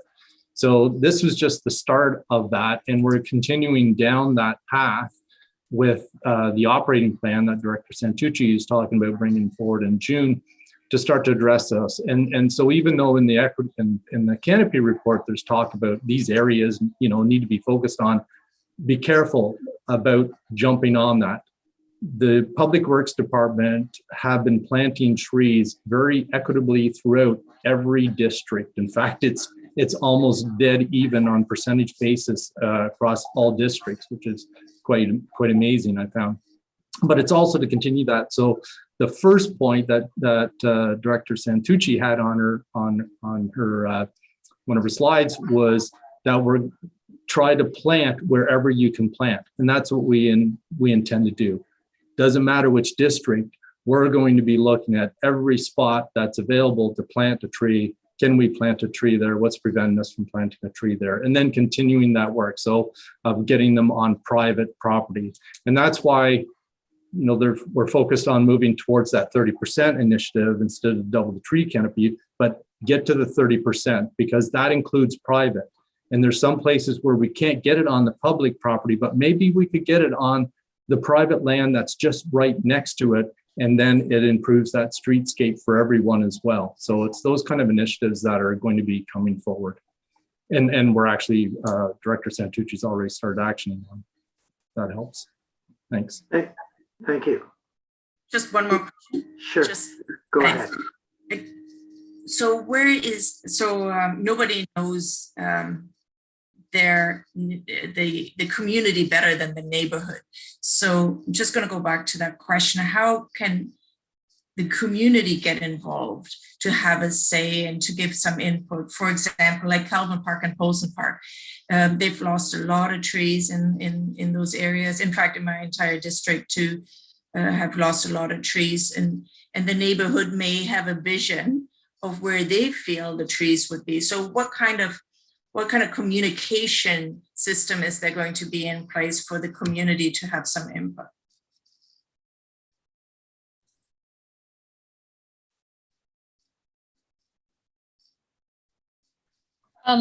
So I think we have already started working with some of the community groups in some of the areas in order to find out where areas that we know that have low numbers of trees, to see how we can get them to help us get more trees into those areas. So we've already reached out to a number of neighborhood organizations to see if we can get them to start. And that really, I think you will see that coming through in the plan, is that will be something that we look to continue to use going forward.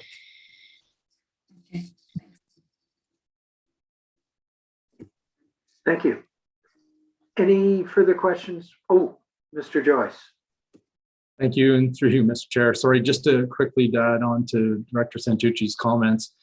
So we'll be actually contacting counselors, individual counselors in each of the districts as well, when we've identified areas that we can't get trees on the public right-of-ways and they're void of trees. We'll be looking to see if you have some neighborhood contacts and those, so that could happen as well.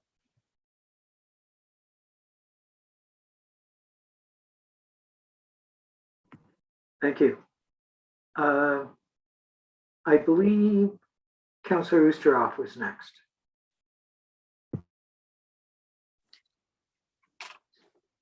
Thank you, Mr. Chair. I actually want to thank Councillor Doherty for those questions, because it was sort of in that context as well. All of that really, but I guess I'm not always sure, Director Santucci, how much people know about how many trees actually die, and the challenge that we have in replacing them. And I just want to say that I never really doubted that we had to have this in hand, and I appreciate Commissioner's comments as well. There is a lot of amazing work being done, and though I appreciate all the delegations, I knew that when we take a fulsome look at this, that we will see that we're punching pretty good above our weight too. We can always do better, and that's what we're focused on. But I really appreciated the comments that were made, and that there will be continued engagement with councillors and the community, and that's how we get things done really well. But I was wondering if there was any more comments about the challenge we have on well, not just recording but managing tree health. Is that something that we work hard at, and how do we, is that with tree doctors, or is that arborists? How do we manage that? Yes, Ms. Santucci. Thank you, and through you, Mr. Chair. Yeah, we have a crew of 8 arborists in our forestry department, and those arborists do go out. A portion of their time is spent on tree maintenance and looking at the state of those trees, ensuring that they are in good health. We maintain that information in a database in our tree inventory. So as we look at those trees, we maintain information on the health of those trees. So it's an ongoing activity. Thank you. I do want to comment that I know that the rural area isn't really contained within this data, and I think I understand that, and maybe you could clarify that. I mean, that would be a significant area for data. I'm not sure.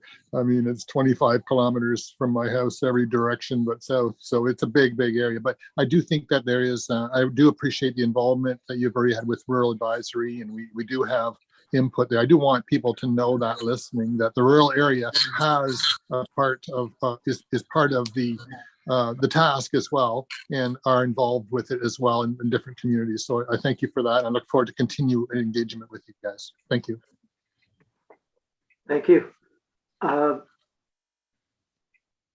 I see Ms. Santucci still has her hand up. Oh, she doesn't now, but go ahead. Thank you, and through you, Councillor Oosterhoff, just to make a point, yes, although you're not mentioned in this report all that much because it was specific to the urban growth boundary, we have done some work. We looked at the rural area. The rural area itself has a 39% tree canopy cover in it. And although we don't talk about trees that are planted there, a significant number of the plantings that happen from groups like Biome Conservation Authority happen in that area, with large numbers of trees going into that area. So although our forestry department isn't necessarily focused on planting trees in that area, there is a lot of other plantings that are going on. Thank you. Any further? Yes, Councillor Stroud.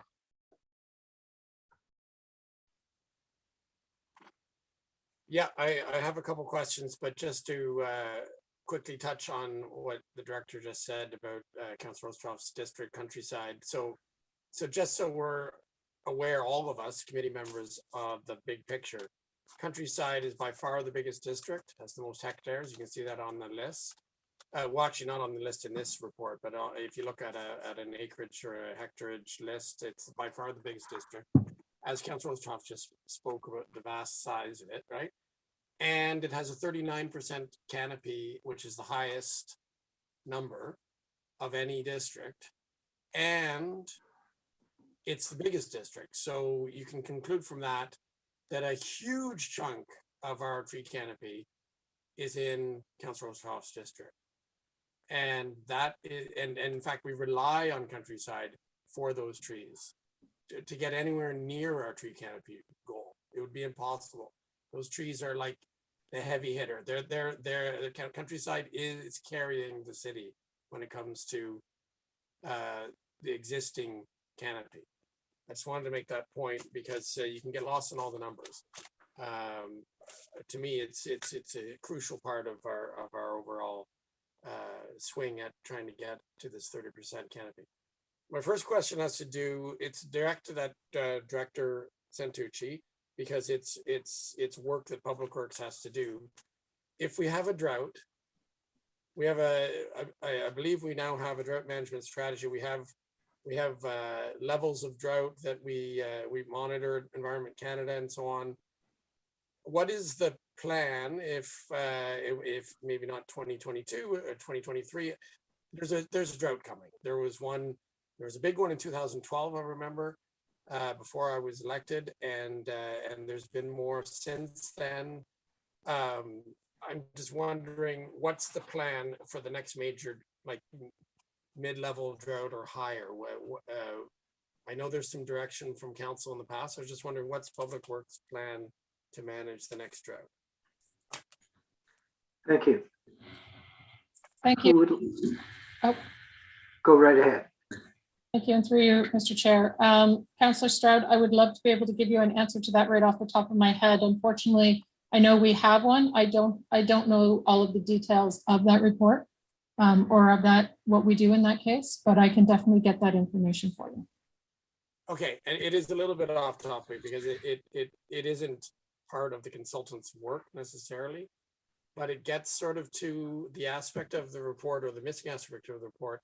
You do a tree inventory, that's great, but it does touch on tree health in there. Obviously, a drought's going to impact all of the trees in the inventory all at once, right? So that it's kind of like I guess a missing aspect of the report that I know isn't missed on purpose by the consultant, but it does loom large these days with all the extreme weather events, and it was anyway. I just wanted to mention that. My next question has to do, it's probably for Commissioner Joyce, the neighborhood tree planting program. He was already talking about this, and you can recall recently. So last year was first year. 1,800 trees was targeted for this year. We passed an amendment. It's now 3,600, and there's, I believe, there was a spring order that sold out, and now there's a summer order coming in July. And I was wondering if the commissioner had any concerns about capacity for that 3,600. Should they sell out of being able to fill that order, and or like what does it look like on the ground for the staff to for that extra workload, having doubled that target number? Yes, Commissioner Joyce. Thank you, and through you, Mr. Chair. Director Santucci and I had talked about this when we're doubling it, and we're quite satisfied that from a staff perspective, we were able to handle that additional load for sure. And in fact, as you saw in the last couple of weeks ago with the fourth quarter report from the from our CFO, I had asked for an additional $175,000 from the Tree Reserve Fund for an expansion of that neighborhood tree program. So that's kind of what we were talking about. Plus, some of that money is going to be used for the Sir John A. Macdonald Boulevard enhancements for trees all down through there. So we're quite capable, and we're I would say the staff have been very good and responsive to be able to do this, and we look forward to doing more of it. Okay, that's great to hear. So essentially that program is growing, and it's still feasible for staff to keep up. It's been said already that getting at those private, I think you said it yourself, getting at those private lands to expand the canopy in places where there might not be any more spots on the boulevard is crucial, especially crucial in my district. I have one more question, Mr. Chair, for now. I'm sure there's going to be others, but it has to do with the next step. So that the June report that's coming with the forestry management plan, I guess, or the operational, I forget exactly what it's called, but what we're getting in June will have actionable items. It will have recommendations. This tree inventory, and I guess this is my question, because I don't quite understand how we went from asking for a tree inventory, which we've got here with this report, to the recommendations in the report that if we're going to plant a bunch of trees, we should plant them in the places where we have spots, which is in districts 2, 3, 4, 5, 6, or whatever the districts were. I don't understand. Is that linked to the recommendations? That's like, is this report obviously it's informing everything because it's the inventory, but I don't understand why there's recommendations from the tree inventory about how to achieve the canopy. Like, where did that come from? And also, how will staff come up with the recommendations? You've already spoken a little bit to this, but how will staff come up with the recommendations? And will public input be included? Yes, Ms. Santucci, I see your hand.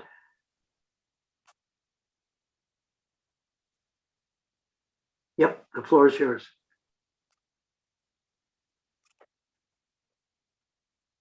If you can unmute yourself. There Sorry you about that. Sorry, I can start on some of that, maybe Brad can as well, and give us a hand on some of those. I believe that some of your initial questions were in regards to the recommendations to replanting efforts in a few of the electoral districts. And I think what that is specifically trying to say is that those areas had more land which was open for replanting. But the recommendation prior to that is to prioritize tree planting in as many suitable locations as possible. So it really was just making the comment or the identifying that those areas you won't have as much issue in planting with because there is already plantable land that's there, but you really need to prioritize throughout the entire city where you're going to plant those. So some of this information will go into helping us determine how do we select areas, and it'll probably be ideas in terms of how do we prioritize based more so on the priority planting classifications than just the averages and those particular districts. Thank you. Any further questions from the committee? Yes, Councillor Sanik.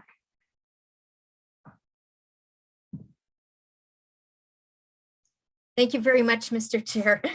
Just a couple of short questions, kind of. For the trees at Lemoyne Point or the marshlands, is it true like they would be excluded from these numbers? Is that right?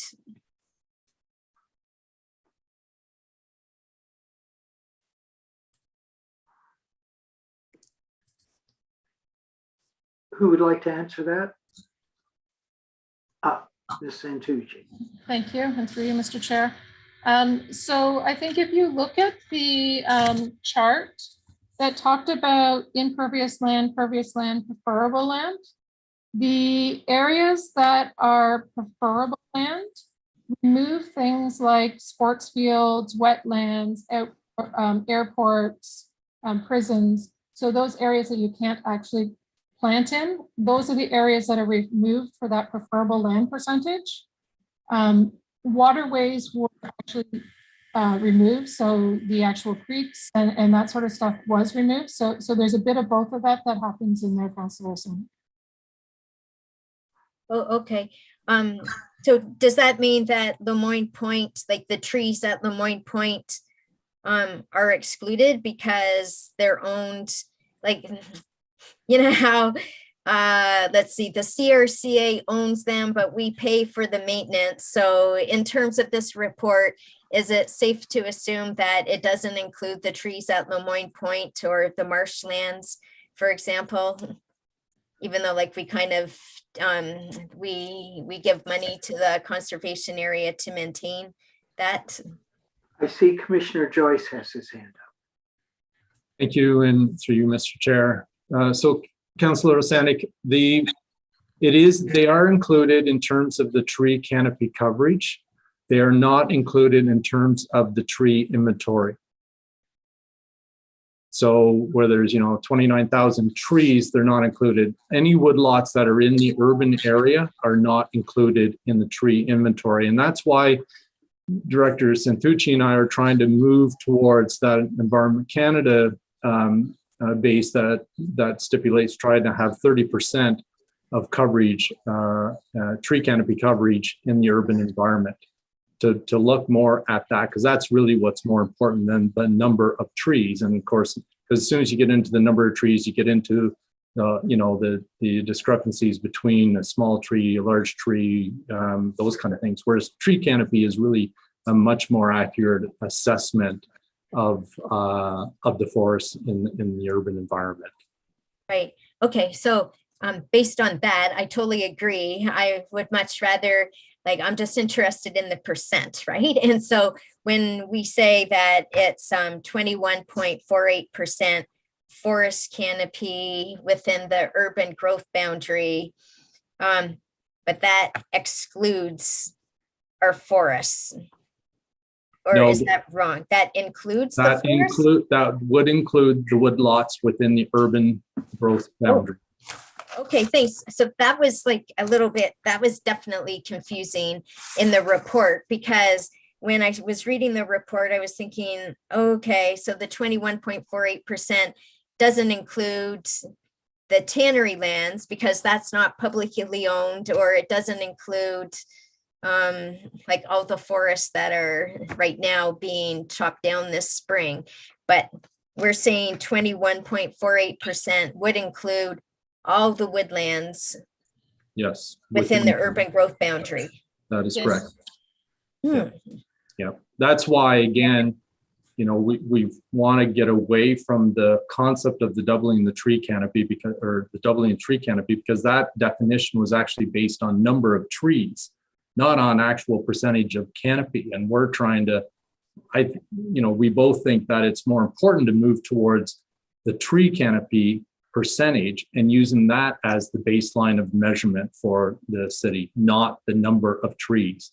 Because then it's not, we'll still report the number of trees we're planting, of course, committee and council, but the important aspect and the important KPI really here is the actual tree canopy coverage in the urban environment.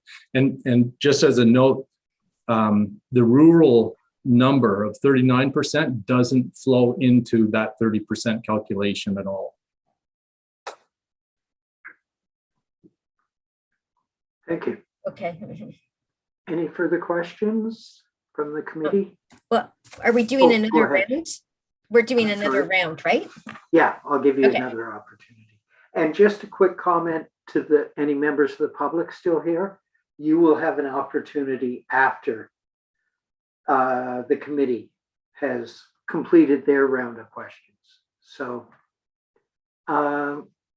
seeing no other hands, I'm going to ask Councillor Stroud to take the chair, if he would. I take the chair and I recognize you, Mr. Chair. Thank you very much. A couple of quick comments. One of the speakers earlier on rightfully was complaining about the amount of grass. And I just want to point out that we did pass a motion, I believe a year or two ago, to have replaced some of those grass boulevards with wildflowers. I'm just wondering from Commissioner Joyce where we're at with that policy. Sure, happy to answer that, and through you, Deputy Chair. So the program, the success of that program was not to the degree that Public Works would like to see. So they're refining the planting mechanism, I'll guess I'd say, as well as looking at some additional sites. So that is moving forward. I had that included in the budget as well. So that piece of the wildflower pilot program is continuing into this year, and with an expansion and refinement to try to get better results. Thank you, I appreciate that. I've spoken to Commissioner Joyce in the past. London calls itself the Forest City, and they have a very, very successful planting program on private property. And I've mentioned to Commissioner Joyce in the past that the city makes buys in bulk, and the trees they purchase are very reasonably priced, but they also in a neighborhood will have a day when city staff come and actually dig the hole and give a little bit of direction to the homeowners in order to successfully plant the tree. Is there a possibility that Kingston might be able to adopt that kind of a program?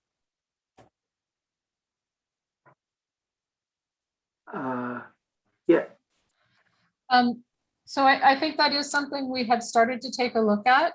Definitely right now, we're using some community groups that are eager to help out with our neighborhood tree programming. And we've got a number of community groups that have offered to help with the planting of those trees, but that definitely is something we have discussed in the past as well, as if there's areas we need to get into, that we may be able to do some of that as well. Great. Thank you very much. And I see Commissioner Joyce as well. Thank you, through you. It's, yeah, so part of that 175,000 approved by council a couple of weeks ago from the Tree Reserve Fund is actually designated for that program that Director Santucci was talking about, and would address that. So it is planting on private property. Our stipulation from Public Works will be, of course, that it's got to be on the front, on the streetscape side, so that it benefits the neighborhood on whole. And they would simply have to pay the neighborhood tree program price for the tree. I think it's $10 and $18 or something like that. And then the tree would get planted on their front property near the property line. Great, thank you. And I want to thank Commissioner Joyce. I think his connection with Utilities Kingston may be responsible for this, but I know that we're now identifying in the Williamsville area the exact spots where a tree will thrive, which some years ago, we planted a lot of trees that didn't survive. And so I'm hopeful that that will allow us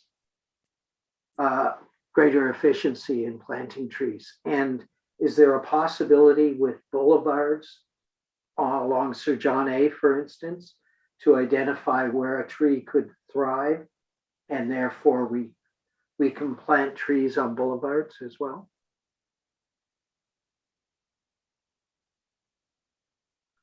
Yes, Commissioner Joyce. Thank you.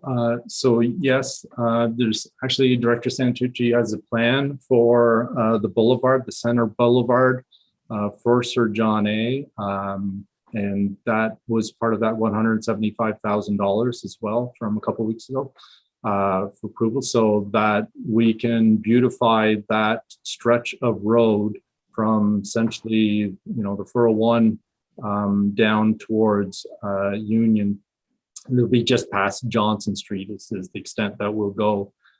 So there'll be beautification. I mean, quite honestly, that Sir John A. Macdonald Boulevard has looked the same for 30, 40 years now, quite frankly, and it's an eyesore in my view. So we're going to be planting trees in there, and she's also going to be putting in some flower planter boxes and things. That's great, and we can not have as much grass to have for Public Works to mow as well, which is always a good thing. Thank you. And I return the chair. Thank you very much. And I see Councillor Osanek. Thank you, through you, Mr. Chair. So just some quick questions for dominant tree species in this report.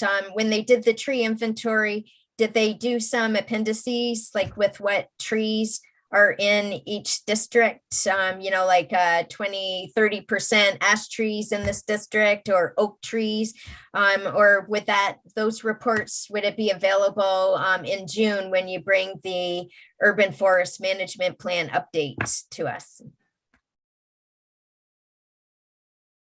Yes, Ms. Santucci.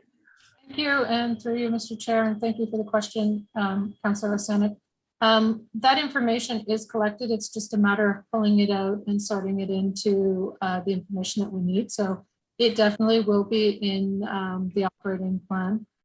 but is also information that we can look at any point in time, because that information is all in, for public land, is all in our tree inventory.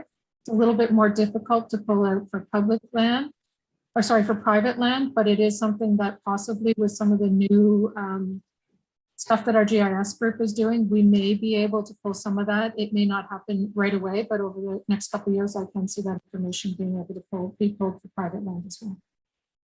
Okay, that's excellent. I know there was a question that was sent today about diversity targets. Like, do we want as a city to have such a percentage of maple trees, but not beyond a certain percentage, just in case we get hit by that Asian longhorned beetle? And similarly with other species, I don't know if that would be part of the urban forest management plan update for June as well, or if we haven't looked at any targets.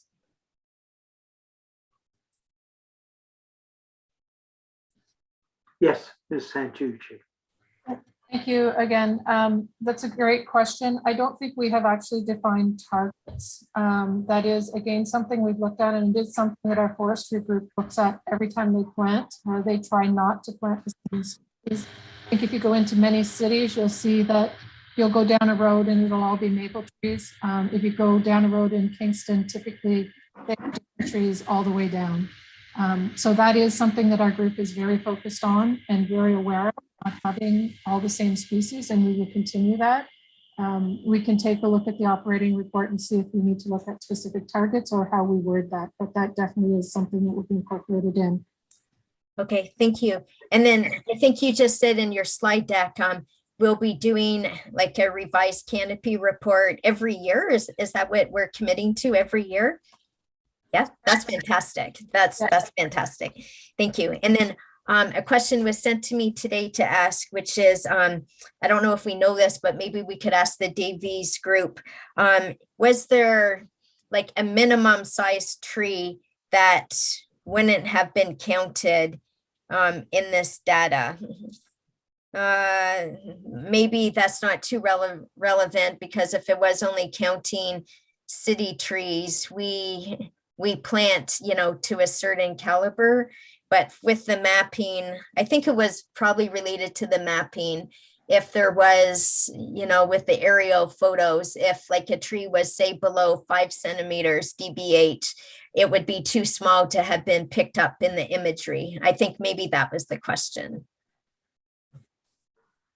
Yes, Ms. Santucci. So thank you again, through you, Mr. Chair. I don't have the exact size that they were able to pick up in that imagery.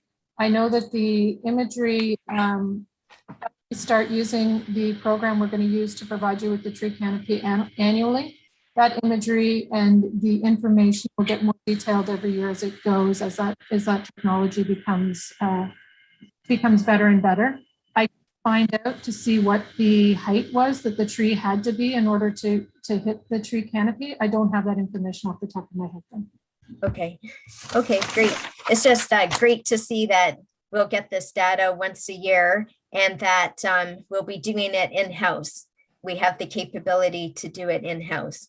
Correct me if I'm wrong, but I think that's what I heard, and that's great. Thank you. You heard. Thank you. Councillor Doherty, you're next. Thank you, and through you, Mr. Chair. Well, I just really want to thank Director Santucci and Commissioner Joyce for your the conversation, your answers, because it does help understand this report better. The recommendations aren't really recommendations; they're just pointing out, no pun intended, where the lowest hanging fruit actually is, which is in those 4 districts. But you're going to include tree equity, and we're going to get as many trees as possible. So that's all really helpful. Just on a few more items, that the forest operating plan, will that also include a corridor and perhaps be attached with the active transportation corridor? Like the City of Toronto has a biodiversity strategy, which includes green infrastructure corridors for animals, for for biodiversity in every in the broad sense, and because, like Councillor Sanik had mentioned earlier, that this is really cross-departmental as well. That are we touching base with looking at the active transportation master plan as well when we come up with a vision and a plan going forward. Thank you. Commissioner Joyce. Thank you, and through you, Mr. Chair. So I think you need to put this in a bit of context, but so the Public Works Forestry operating plan will be fairly specific and focused on what Public Works is going to be doing in terms of trying to manage our urban forests and beyond, and our rural area as well. You know, the integrated pest management, all those kind of aspects that fall into Public Works. The pieces that you're speaking to, Councillor Doherty, they're good points. And I would say they would form part of a more holistic discussion that Commissioner Higginboss and Commissioner Agnew and I have been engaging in lately, and trying to look at this more at a holistic level across all departments to ensure that we've got a more unified and strategic vision of where we're going to go and how we're going to get there. So the concept of the green corridors, linking them to active transportation, what those green corridors actually mean, because they're both a focal point for residents to be able to go to, that's close by, relax, take a walk, and all those kind of things. And also it can address some of the animal and species movement and stuff like that. And then you think about how you protect that. Those are fairly large things, and sometimes unfortunately we're in a city that it's got a lot of development that has long occurred in the past. So we've got a lot of hardscapes, and to convert some of those hardscapes into softscapes is fairly significant. Now, having said that, I'm already looking at how can we convert some hardscapes into softscapes, even in the downtown areas and other areas. So it's a bigger conversation. It's a good point, but I'm not sure that I would say that the forestry operating plan coming from Public Works is going to address specifically something of that nature, because that's a larger picture, and we'll have to deal with from an official plan perspective as well. Thank you for that. That does make sense, but it would be really, at some stage we have to start with that large vision, and it would be good if it could include something, and perhaps some plans on how we can move in that direction. Like one of the delegations earlier says we need to move towards new methodologies, new visions, and that is actually true. And in many ways, and even the pandemic showed that we have to stop working in silos, but we have to kind of do more cross departments and working together. And that's the only way we solve not just the pandemic, but also climate change and the very complex issues require complex solutions. So I hope that the plan will include a little bit of not a little, but perhaps even more than we were thinking at this stage, of how we can get there with that kind of vision, because it's necessary. That's what we need, actually. Commissioner Joyce. Thank you, and through you.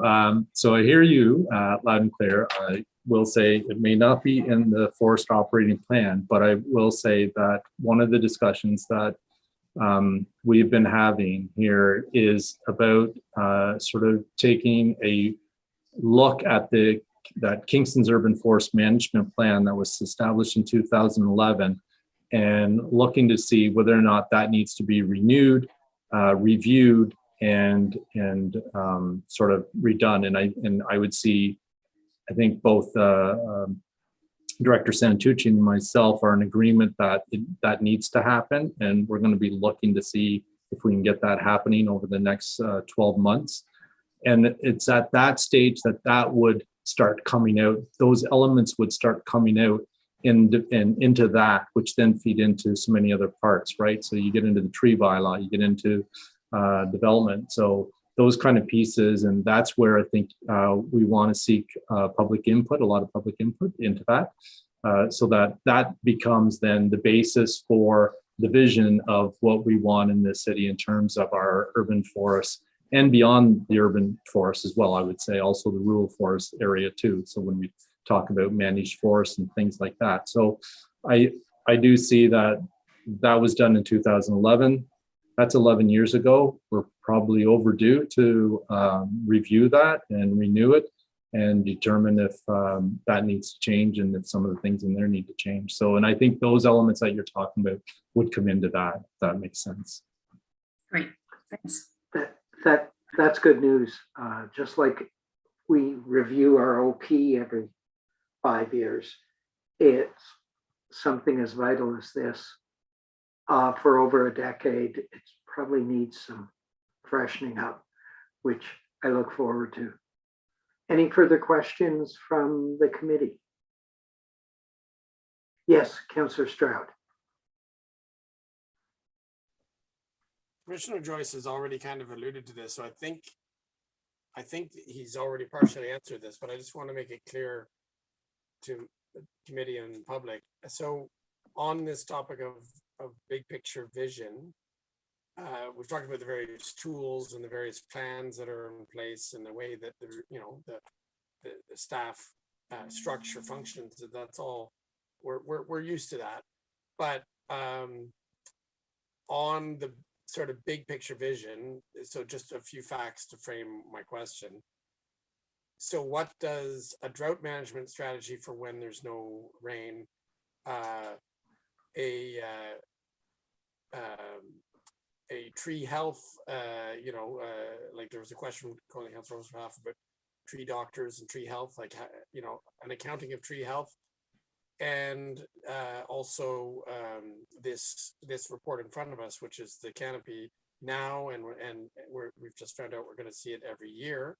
What are all those things? What is the common theme of all those things? Is that existing trees are much more, or contribute, are what create, are what the tree canopy is made out of.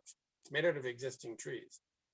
So protecting existing trees and watering existing trees, counting existing trees and accounting for their health. This is prevention. And then we get back to the old, this is very high level, an ounce of prevention. In healthcare, we talk about this all the time as well. I tell you, as a nurse, I'd much rather we gave patients the means to take care of themselves before they got sick than trying to help them through stages of a final terminal illness, which is unfortunately a big part of my job. And we've got that opportunity here as well. So I guess my question to the commissioner is, those high level conversations that the commissioners have and that the CAO has, and that you need to have with planning, this is a theme we're hearing, this is a very constant theme we're hearing from the public, is tree preservation and tree protection, and changing the rules so that developers who are creating hardscapes, let's be honest, that's what they're doing, how can they minimize their negative impact on the tree canopy?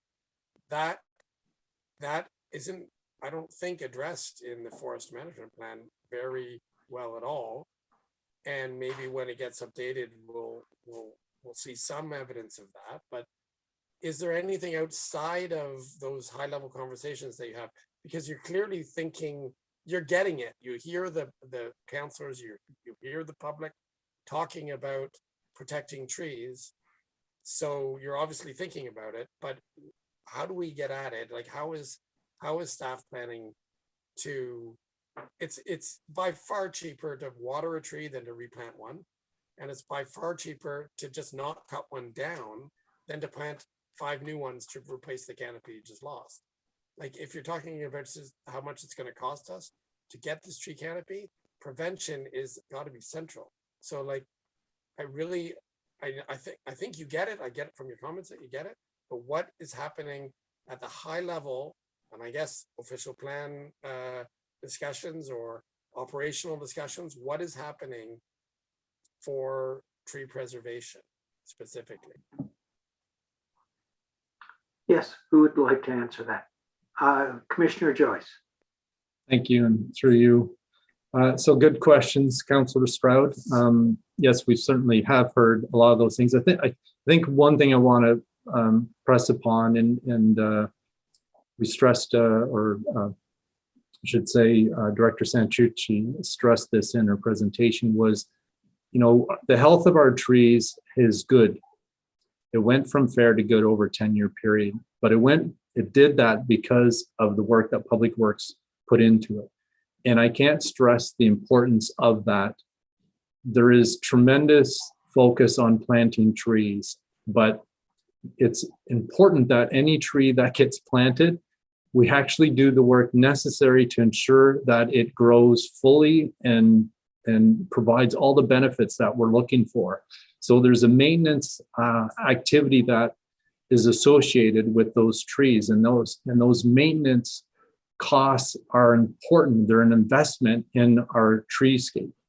So I agree wholeheartedly that we want to try to maintain as many trees as we can. And I think the discussions that we're having, I can say at the commissioner level, between Commissioner Agnew, Commissioner Hugenboss, and myself have been, okay, what do we need to do to start to make some changes? What's that going to take? You know, the official plan is a big one, and it's coming up for renewal. This forest management plan, not the operating plan that's coming in June, but that Kingston's urban forest management plan from 2011, that's a start. That we want to get that done before the official plan work so that it feeds into the official plan. There's the subdivision development guidelines and technical standards that needs to be updated, addressed, bring into those pieces so that we can have more, address the streetscape to ensure that there's trees on those streets and those kind of things. So there are a number of things that we'll be looking at and getting input into, and that's how we see that kind of evolution occurring as you will.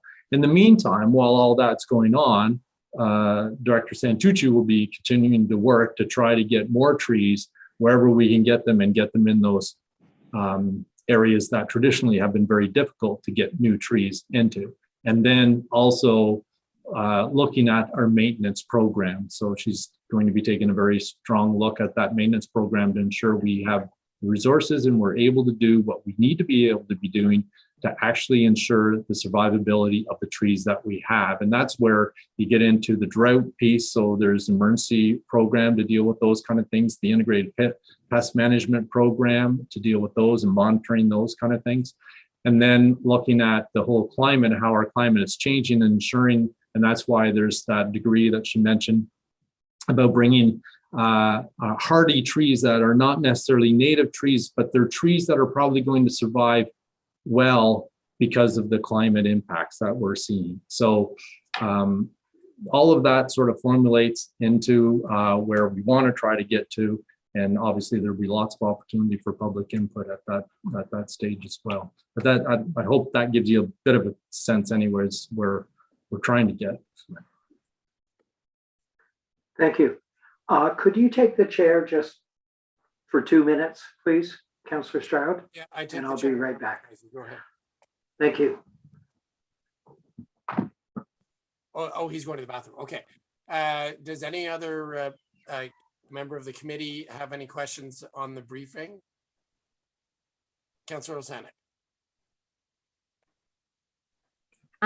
Thank you. I just wanted to thank staff and thank the forestry staff for everything they've done, because I know with all the tree removals for Emerald ash borer, it upset some constituents a lot, or like lots of different requests came in. I just know that EAB created a lot of time, a lot of things on their to-do list that the forestry never had to deal with before. For the 5 years we were cutting down all the ash trees, and thanks very much to forestry for all the work they've done, because we know we've given them a lot of work by doubling the tree canopy as well as dealing with EAB. Thanks.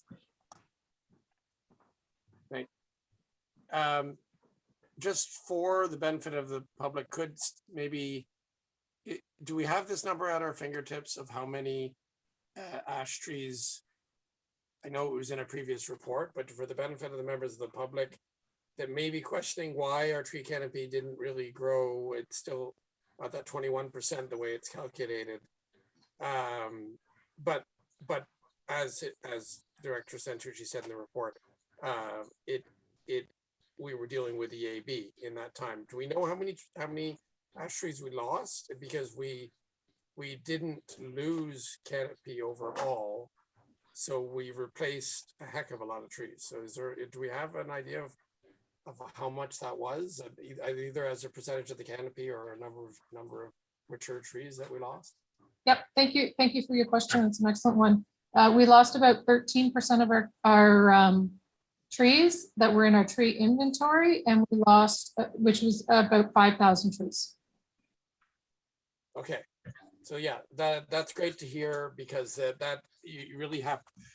It's hard to put positive spin on the emerald ash borer, but I would say that we successfully managed that crisis and managed to preserve the canopy at the same level, despite that significant chunk of trees that were lost. So thank you for that. And That's correct. I return the chair, Mr. Chair. Thank you. Are there any further questions from the committee? If not, we'll open up the floor for the public. Any further questions? Seeing none, Madam Clerk, you're in charge. Mr. Chair, through you, we do have a hand raised at the moment from a member of the public, Josh Cowan. Hi, everybody. I'm gonna hope you hear me. First, allow me to thank the city clerk for helping me figure out how to address people here. She went above and beyond. We had several phone calls, so thank you for that. I also want to thank the staff and counselors. It's been very good, heartening for me to see you wrestling what I consider an extremely important issue. So I appreciate that as well. I do have some relatively quick questions. The first one is about the Davy report, which puts dollar figures to the benefits of trees. It was already mentioned that doesn't include all benefits, but it does include those that involve greenhouse gases. And I wondered whether the city requires developers to provide the amount of greenhouse gases that will be increased and or the biodiversity lost by cutting down trees and adding hardscapes in buildings. I'm not sure how else the city could tell how it was doing when it comes to greenhouse gases going forward. The second question I have is the report lists impervious land percentages. I'm wondering, is the staff tracking what these percentages were like in previous reports to see if there's been a general trend toward more or less pavement? And for the neighborhoods that lost or don't have much plantable land, has deep paving been considered? I've heard it discussed some. I'm going to assume that it's only just now getting to the forefront of conversation. I would encourage that to continue.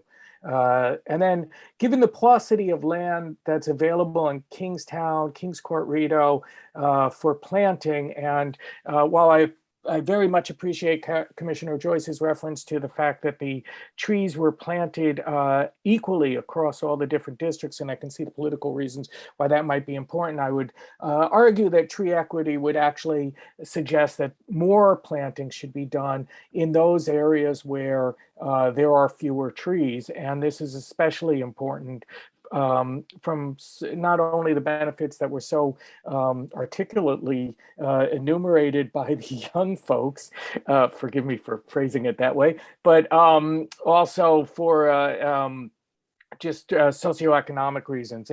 And so as an example, so I'm wondering, for those areas, whether city-owned lands will be given priority as forests. And as an example, I would point to 362 Montreal Street, which has a large piece of plantable land currently only covered with grass.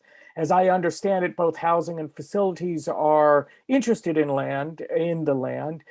Given the critical need for geared to income housing, is it possible that staff would consider putting both housing and a little forest on that piece of land? For the record, I live in that neighborhood. I stand ready and am confident we could recruit community members. I am a part of Little Forest Kingston. I've already had a bunch of people who have been interested in planting a little forest in this neighborhood. But there's a lack of land, but there's this big piece of city land that's right there. So I will tell you that I'm confident we could recruit a whole bunch of community members who would plant and care for a little forest, especially if it was integrated with some geared to income or lower income housing. Frankly, what I'd love to do is to have that be a real model. If we can integrate housing and trees in a way that could be a model from an ecological standpoint for future development, like all of you on this Zoom call, I have some dreams for how beautiful and resilient this city could be and can be. So those were my questions, and I'd like to thank you guys for considering these questions and suggestions. You all have very difficult jobs, and I have a lot of respect for what you do. Thank you. Thank you, Mr. Cowan. Would staff like to respond to those questions, and then we'll go to the other two raised hands? Yes, Ms. Santucci. I can respond to a few of those, and Commissioner Joyce, if you have some responses you want to add into. You had asked a question about impervious and pervious and whether we are tracking the changes over time. This is the first report that we have tracked those to this degree. Going forward, we will be able to gather some of that information through our tree canopy report. I'm not sure it would be to the same extent as this one, but we will be able to use this information going forward, but we don't have it to look back on to be able to track back. So it definitely will be used as a benchmark moving forward. You had asked a question about equity between different areas. Definitely the forestry operating plan will use this information. And I think there was some mapping in there that definitely shows areas where there is more requirements or low levels of trees in the city. And we will be looking at that in our forestry operating plan to determine how we use that information to make sure that we're planting those trees in areas that require additional trees, whether they be in specific electoral zones or whether they be specific to areas that are just low interest. Thank you. Seeing no other hands up. Oh, there, Commissioner Joyce. Thank you, through you, Mr. Chair. So I'm not sure, some of the questions probably are questions that are multi-departmental, of course, but I'm happy to take away some of that and have some discussions. I think he was referencing 362 Montreal Street, which is where our social services and housing our crew are, offices are. And I think I know the plot of land he's referring to. I think it's just to the north of that parking lot area. And there are some bushes, I believe, that are there too. So I recall, because I looked at that land for something else at one point in time. But certainly we're interested from a public works perspective and from the city perspective, as Director Santucci has alluded, we're interested in putting trees wherever we can put trees. So we're happy to partner and to look at those opportunities. And I would certainly would commiserate with that comment that we should be looking at those kind of places whenever we can. And certainly Public Works will be there to do planting if we need to do planting. Thank you. Ms. O'Hara.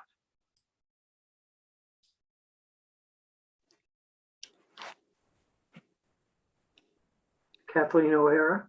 Yes. The floor is yours. Okay. Can you see me? Yep. Okay.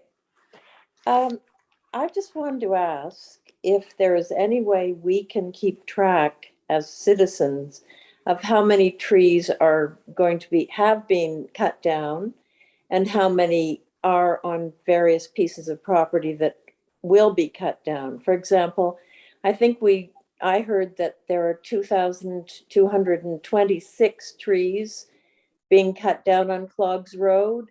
We know that the tannery site has 1,800 trees. We know that Patry cut down 200 trees at Sydenham Road and Princess. Do we have to go on to Dash to find out the tree inventory of all of these? I mean, there's quite a few future clear cuts. Do we have to go on Dash to find out and keep track of how many trees are going to be destroyed? Could somebody tell me what the source of that information will be? If you could complete your questions, then we'll turn to staff to answer them. That would be. That's it. That's my question. Okay. Other than saying that Josh Cowan is quite right, that piece of property on Montreal is just sitting there at city property. We're desperate for social housing and we're desperate for trees. He's got a wonderful vision. Thank you. I'll turn to staff to address that question. Yes, Commissioner Joyce. Thank you, through you, and I'll probably disappoint her immensely here because I don't think I can answer that. That's part of the development side of the house, but happy to take that away. And if she provides that to the clerks, we can try to provide an answer the discussion with Commissioner Aiken. Thank you very much. I see one other hand up. Yes, Madam Clerk. Mr. Chair, just through you, I just wanted to notify you as well. There is a couple other members of the public in the gallery with their hands raised who haven't had the chance to speak yet. We'll do a last call. Okay. After we hear from Ms. Jess.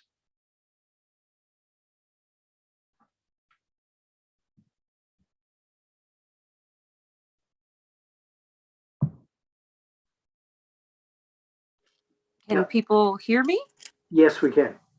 Okay, so and if I understand the protocol correctly, I'm to list all my questions at the outset and then they are sequentially responded to? That does save some time. So if you could, that would be great. Certainly. Okay. So I wasn't specifically tracking whether my questions arose from the actual presentations or comments and questions that followed the presentations. But regardless, I will ask the questions. So the first question I have would be, for the most part, directed to, is it Commissioner Santucci? Have I got that correct? No, Director Kelsey. Ms. Santucci, who referenced tree health, but certainly both staff could speak to this. And there was a comment that, if I understood it correctly, it was that as trees begin to be less healthy or die, they might be removed. And my question, but also comment with regard to that is, by what criteria, so the question would be, by what criteria is it being determined that a tree may no longer be useful? And my comment might be that, again, to embrace this more holistic vision of what makes a tree a contributing tree to the community of Kingston, is that an older tree, in fact, I actually want to point to the research regarding mother trees by Suzanne Simard. An older tree might actually have a huge contribution to make as it's nearing end of life, or even limbs falling off, holes in it, because it becomes habitat for wildlife. So the question, circling back to the question, is how is the city determining the usefulness of a tree? So that was my first question. And its health, usefulness and health. The second question would be directed to both staff members here tonight. Because I heard Mr. Joyce mention that we're moving away. I wrote it down, but it's hard to find all my notes. Moving away from the notion of counting trees towards the notion of canopy. So the question that arose for me after having heard that was, is it conceivable that that kind of approach could lead to favoring trees that are just going to have really big floppy hairdos, right?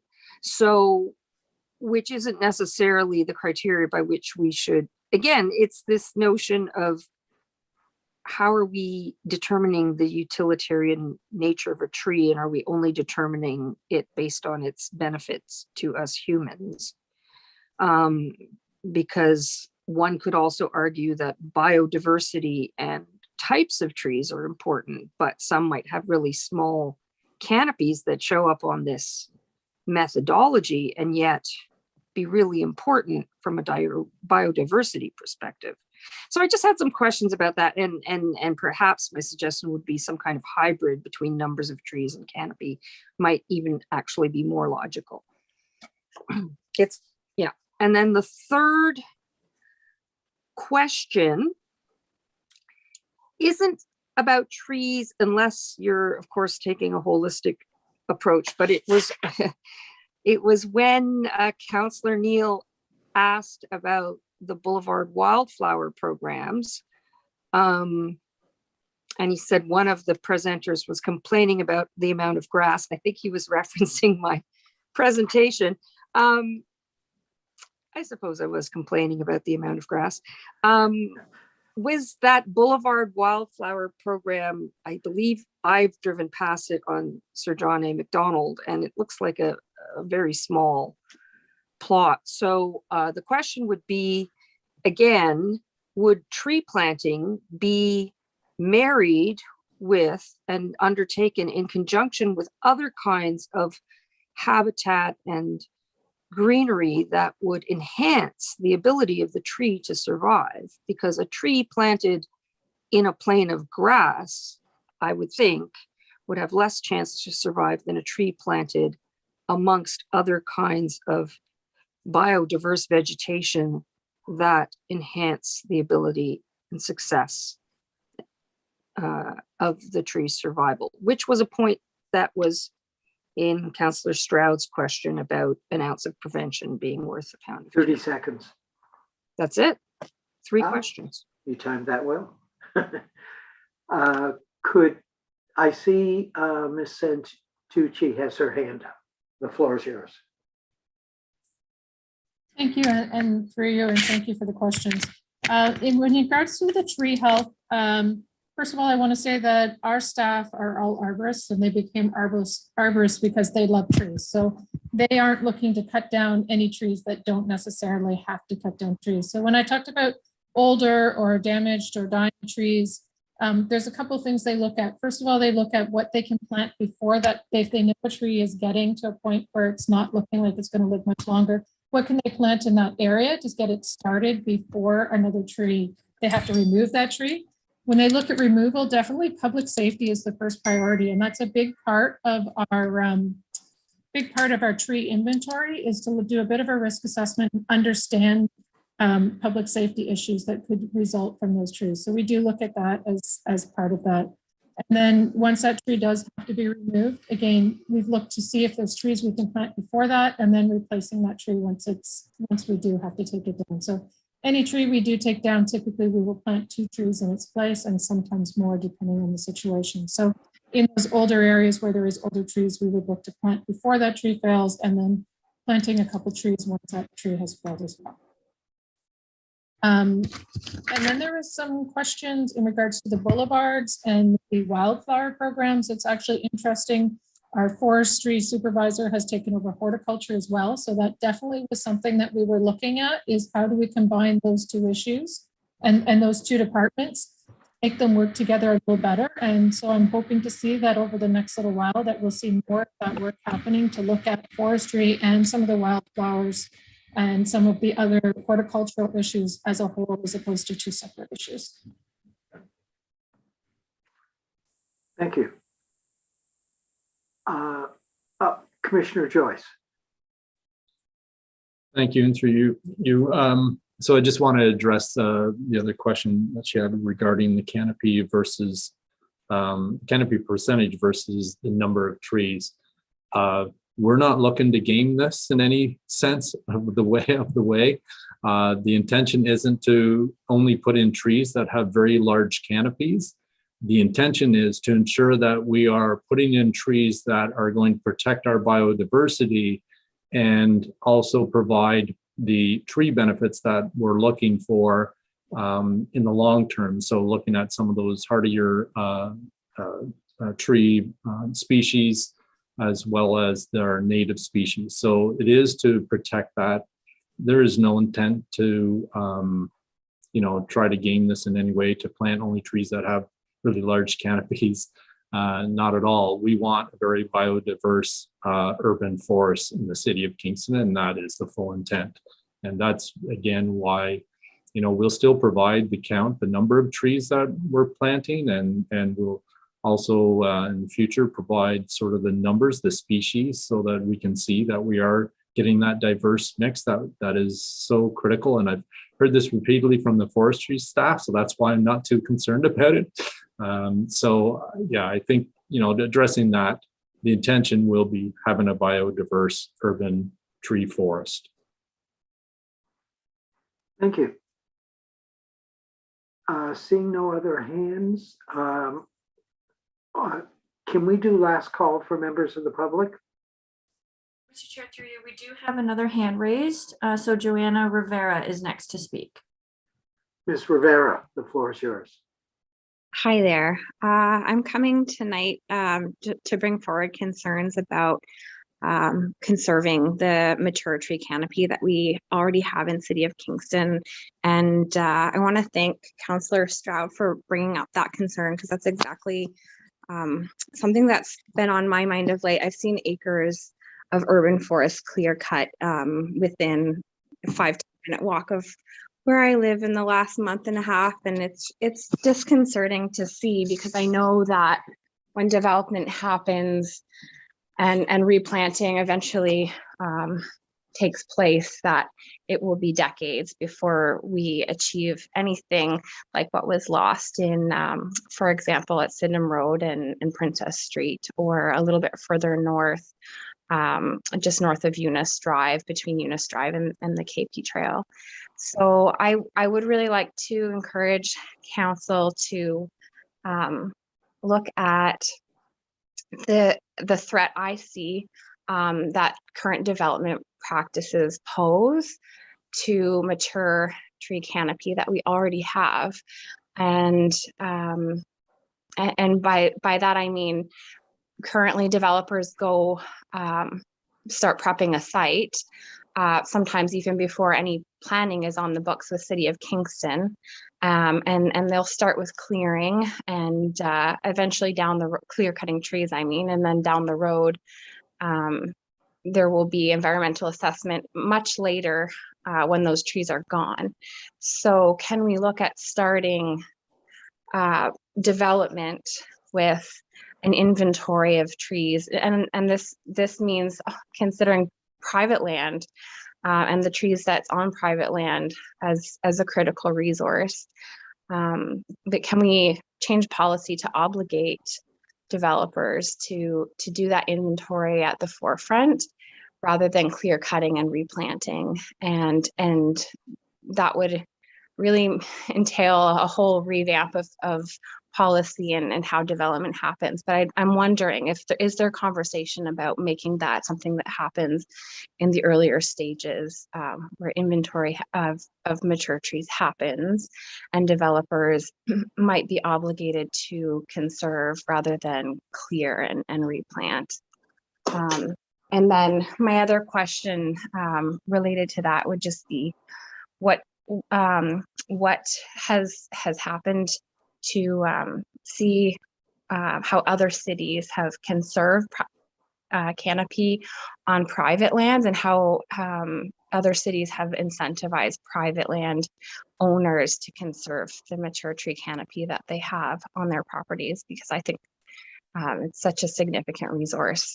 And if we can incentivize developers and private landowners to keep the mature canopy, that's going to go a lot further than private landowners putting 1 or 2 trees out by the curbside. So that's it for my questions. Thank you.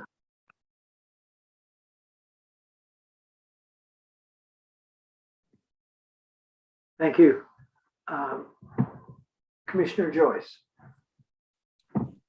Thank you, and through you, Mr. Chair. I think Councillor Osanik kind of addressed this earlier on this evening, and thanks. Those questions are probably not suited for the Public Works group. Those are bigger questions that are more directed at development side of the house. But I'm happy to take those questions to Director Agnew. Ms. Santucci, I see your hand. I think you've asked some questions as well about incentives from other cities, and definitely we have done a lot of research, and I have a stack of reports on my desk from other cities that we are looking at a lot of what other places are doing to see what we can incorporate into our own programs as well. Thank you. Madam Clerk, any other hands up? Mr. Chair, we do have one more hand raised. So next to speak is Joan Bowie. Yes. Hello, Joan. Floor is yours. Thank you very much. I found this meeting very interesting. I really just want to thank you for what you're doing, and I wanted to in particular thank the Queen students for their presentation regarding the pop-up garden. Councillor Neal worked with them, as well as Colin Bale and Hart Cantillon, who are both members of our community association. We have previously approached the city about trying to get a lot for a parkette because, as you may recognize, there's very little green trees or anything along the new Williamsville corridor redevelopment. So we're happy to see the students come forward with this idea. We would like to see more of this type of thing. I would also like to welcome, I don't know when it's ever going to happen, the idea of the green streets that we have been promised from day one that would be developed between the Memorial Center and Victoria Park. These would be green boulevards, and unfortunately we keep seeing development after development, and I really wonder where the green boulevards are going to happen because more and more pavement is occurring. So we would be happy to work with members of staff in any way that we could. If you would like to approach this community association, the Williamsville Community Association, about where we would like trees, we would be happy to tell you where we'd like trees. And right now it's the green streets. Thank you. Thank you very much. Yes, Ms. Santucci. Thank you, and through you, Mr. Chair. We would love to work with the community groups in Williamsville. I have started reaching out to some of the groups and definitely will reach out to that group. Williamsville is an area that we are trying to do some targeting on to make sure we can get some additional trees in that area. And again, I will reach out to the community groups in that area as soon as I can. Great, thank you. Madam Clerk. Mr. Chair, we can do one final call, but I see no further hands of the members of the public. Okay. Oh, I do see one hand that just was raised. We have someone named Barb. Yes, if you could give your first and last name and your address. I haven't been doing my job in requesting that of people. So go right ahead. The floor is yours, Barb.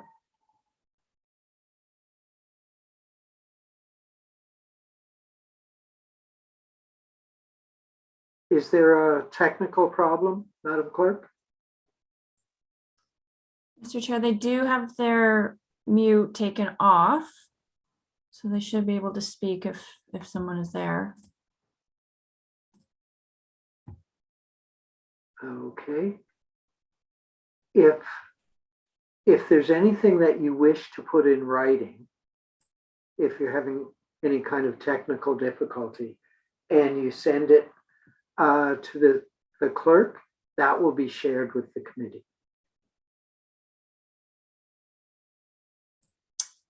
So. And Mr. Chair, it does not look like their audio was working. Okay. I'll turn back to the committee one last time if there's any follow-up questions that the committee has, and then we'll move on. Yes, Councillor Stroud.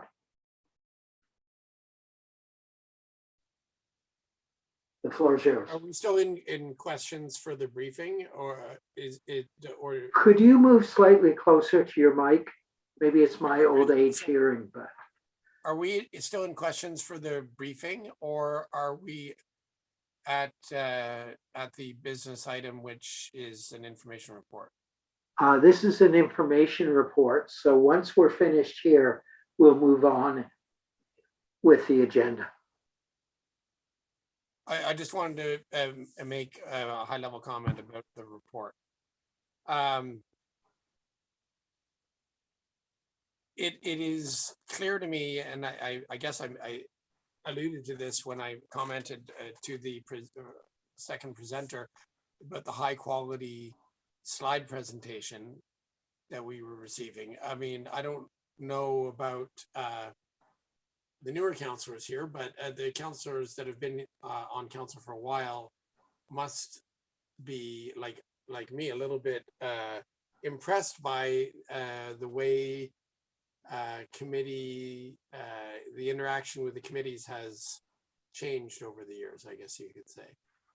But particularly on this subject of trees and our tree canopy and the health of the city's trees. I mean, we got great engagement today, and high quality engagement today. We got thought-provoking commentary from many members of the public, and we got 6 delegations, and this is for one single information report item at a committee that's not super well publicized, right?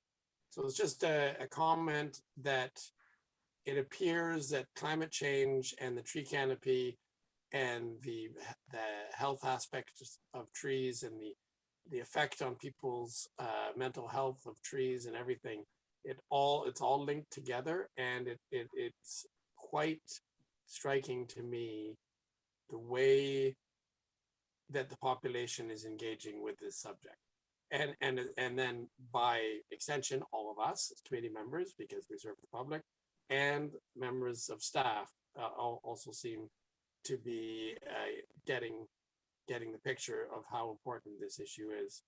So just remind everyone that trees are cheap and a source of great joy for many of our residents, and therefore I do not regret spending 3 hours on it tonight. And I'd like to thank all my committee members for their useful comments, and of course staff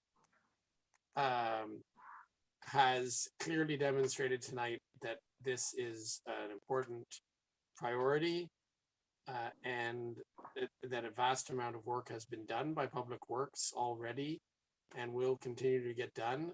I think Public Works has actually transformed from what it was when I was a child into something much different and much more proactive. And I think that makes me proud to be involved and be able to witness this all. And I like to say that Director Santucci, please pass on to your staff that this councillor is very appreciative of everything that Public Works has been doing and all the hard work on this file specifically. Thank you. Thank you. Thank you. Are there any other final comments or questions? Seeing none, I'll declare this part of the meeting information report completed, and I will turn the chair over to the vice chair because I made the mistake of putting my name on as a mover of the following motion. So if you could read out the motion, and we'll have debate about that. And you now have the chair. Okay, so yes, we're now on section 8. Anyone following the agenda? So we just finished section 7, which was business. I had one item. Now we're on section 8, which is motions. So we have one motion to the committee. It's moved by Councillor Neal, seconded by Councillor Doherty.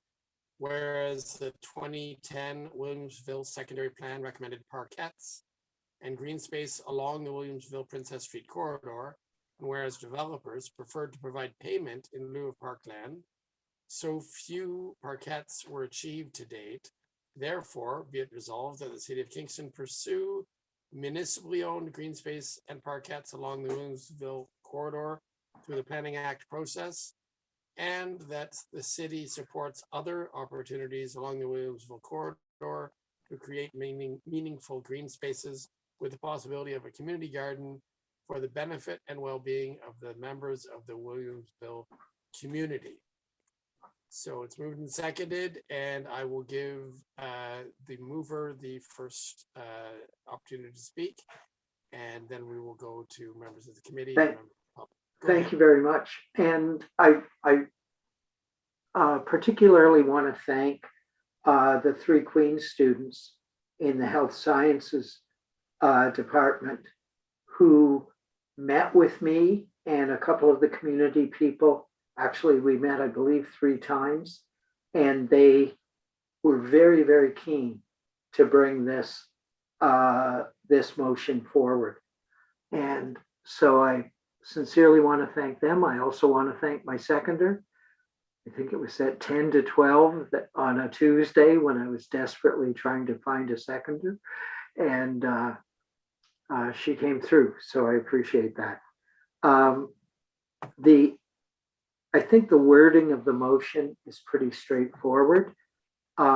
It's unfortunate that in the core of the city, we seldom ever have an opportunity for protecting green space. And what happens is that developers want to maximize the density of their development. And so they quite thankfully pay what's called payment in lieu of parkland donation. And with all due respect to Councillor Osanek and others who represent the suburban areas, that's where that money typically gets spent. Because so this is an opportunity, I think, to prioritize and seek the potential for creating more green space in the core of the city. And this should also apply to Kingstown and Sydenham and other areas that when there's development, sometimes we lose the opportunity for increasing green space. That's all that I have to say. But I do believe the public have an opportunity to speak to this now before the vote is taken. So thank you, Councillor Stroud, and I'll leave you to chair this portion of the meeting. Yeah, thanks. I do remember having chaired for 6 years how the committee procedure goes. So just to remind members of the committee that this is a committee motion, so it would go in our, if passed, it would go in a recommendation to council from this committee. So the next thing would be to go to members of the committee, anyone that wishes to speak. But before we vote, we go to members of the public as well. So would anyone on the committee wish to speak to this motion? Councillor Doherty. Thank you, and through you, Mr. Chair. This was actually, I was really grateful when Councillor Neil asked me if I would second it. It really speaks to a lot of concerns that we have in our community, including food insecurity. And I want to thank the presenters. Your presentation was very professional, and we touched on all the benefits, but also you included the collaborative nature of this project. You worked with a lot of groups. You clearly did your homework. Quite proud to support this motion. It's actually something that we need. We really should have gardens, community gardens absolutely everywhere. And that's certainly the way we will be heading into the future. And this is just a great addition to Kingston. So thanks for all of your hard work and working with Councillor Neil. See you. Thank you. Any other members of the committee wish to speak to this motion?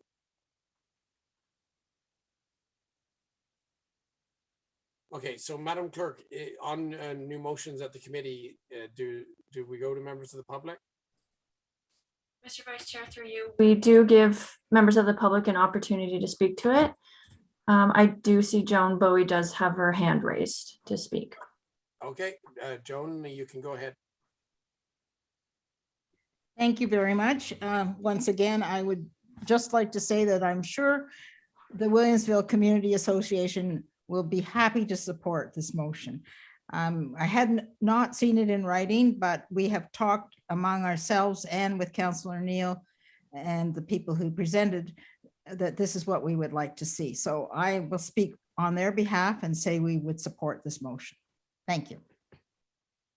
Thank you. And I know you earlier identified yourself as a member of the executive of the Williamsville Community Association. Anyone else from the public, Madam Clerk? Mr. Vice Chair, I see no other hands raised. Okay, so then we come back to committee. It's already moved and seconded. Before we vote, does anyone else have anything to say? Then I will call the question on the committee motion. All those in favor? And that passes unanimously. And I return the chair to you, Councillor Neil. Thank you very much. That completes the working portion of our meeting. I'll just complete the agenda now. Do we have any notices of motion? Seeing none. Other business? Seeing none. Correspondence we have received as part of the addendum. The date of our next meeting is Tuesday, June 14th at 6 p.m. So, motion to adjourn. Hang on, Mr. Chair. Yes. I would like to speak to item 11, correspondence. Oh, most certainly. Sorry, I skipped over that. Well, the floor is yours. Yeah, just quickly. So I believe it's on the addendum, correspondence from members of the public. Is that right? It's on the addendum? Yes. So on the addendum, so to committee members and members of the public here present, please read the communication from members of the public in the addendum. There is yet another excellent presentation contained in that email from Joyce Hostin. It has graphics, it covers a number of topics. It is quite dense and quite informative. It's almost like another committee report, honestly, this email. So I really recommend it for all to make sure you don't miss that. It was on the addendum, and I only read it right before the meeting started, and I was quite impressed, and it is quite informative. So I'd like to pass that on to all to take a look at Joyce Hostin's letter. Thank you. Thank you very much.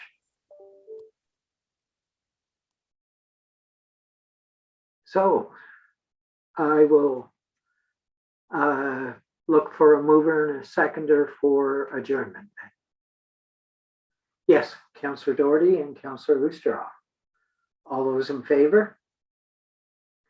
Thank you very much. We've been a very unanimous group tonight. We'll see you later.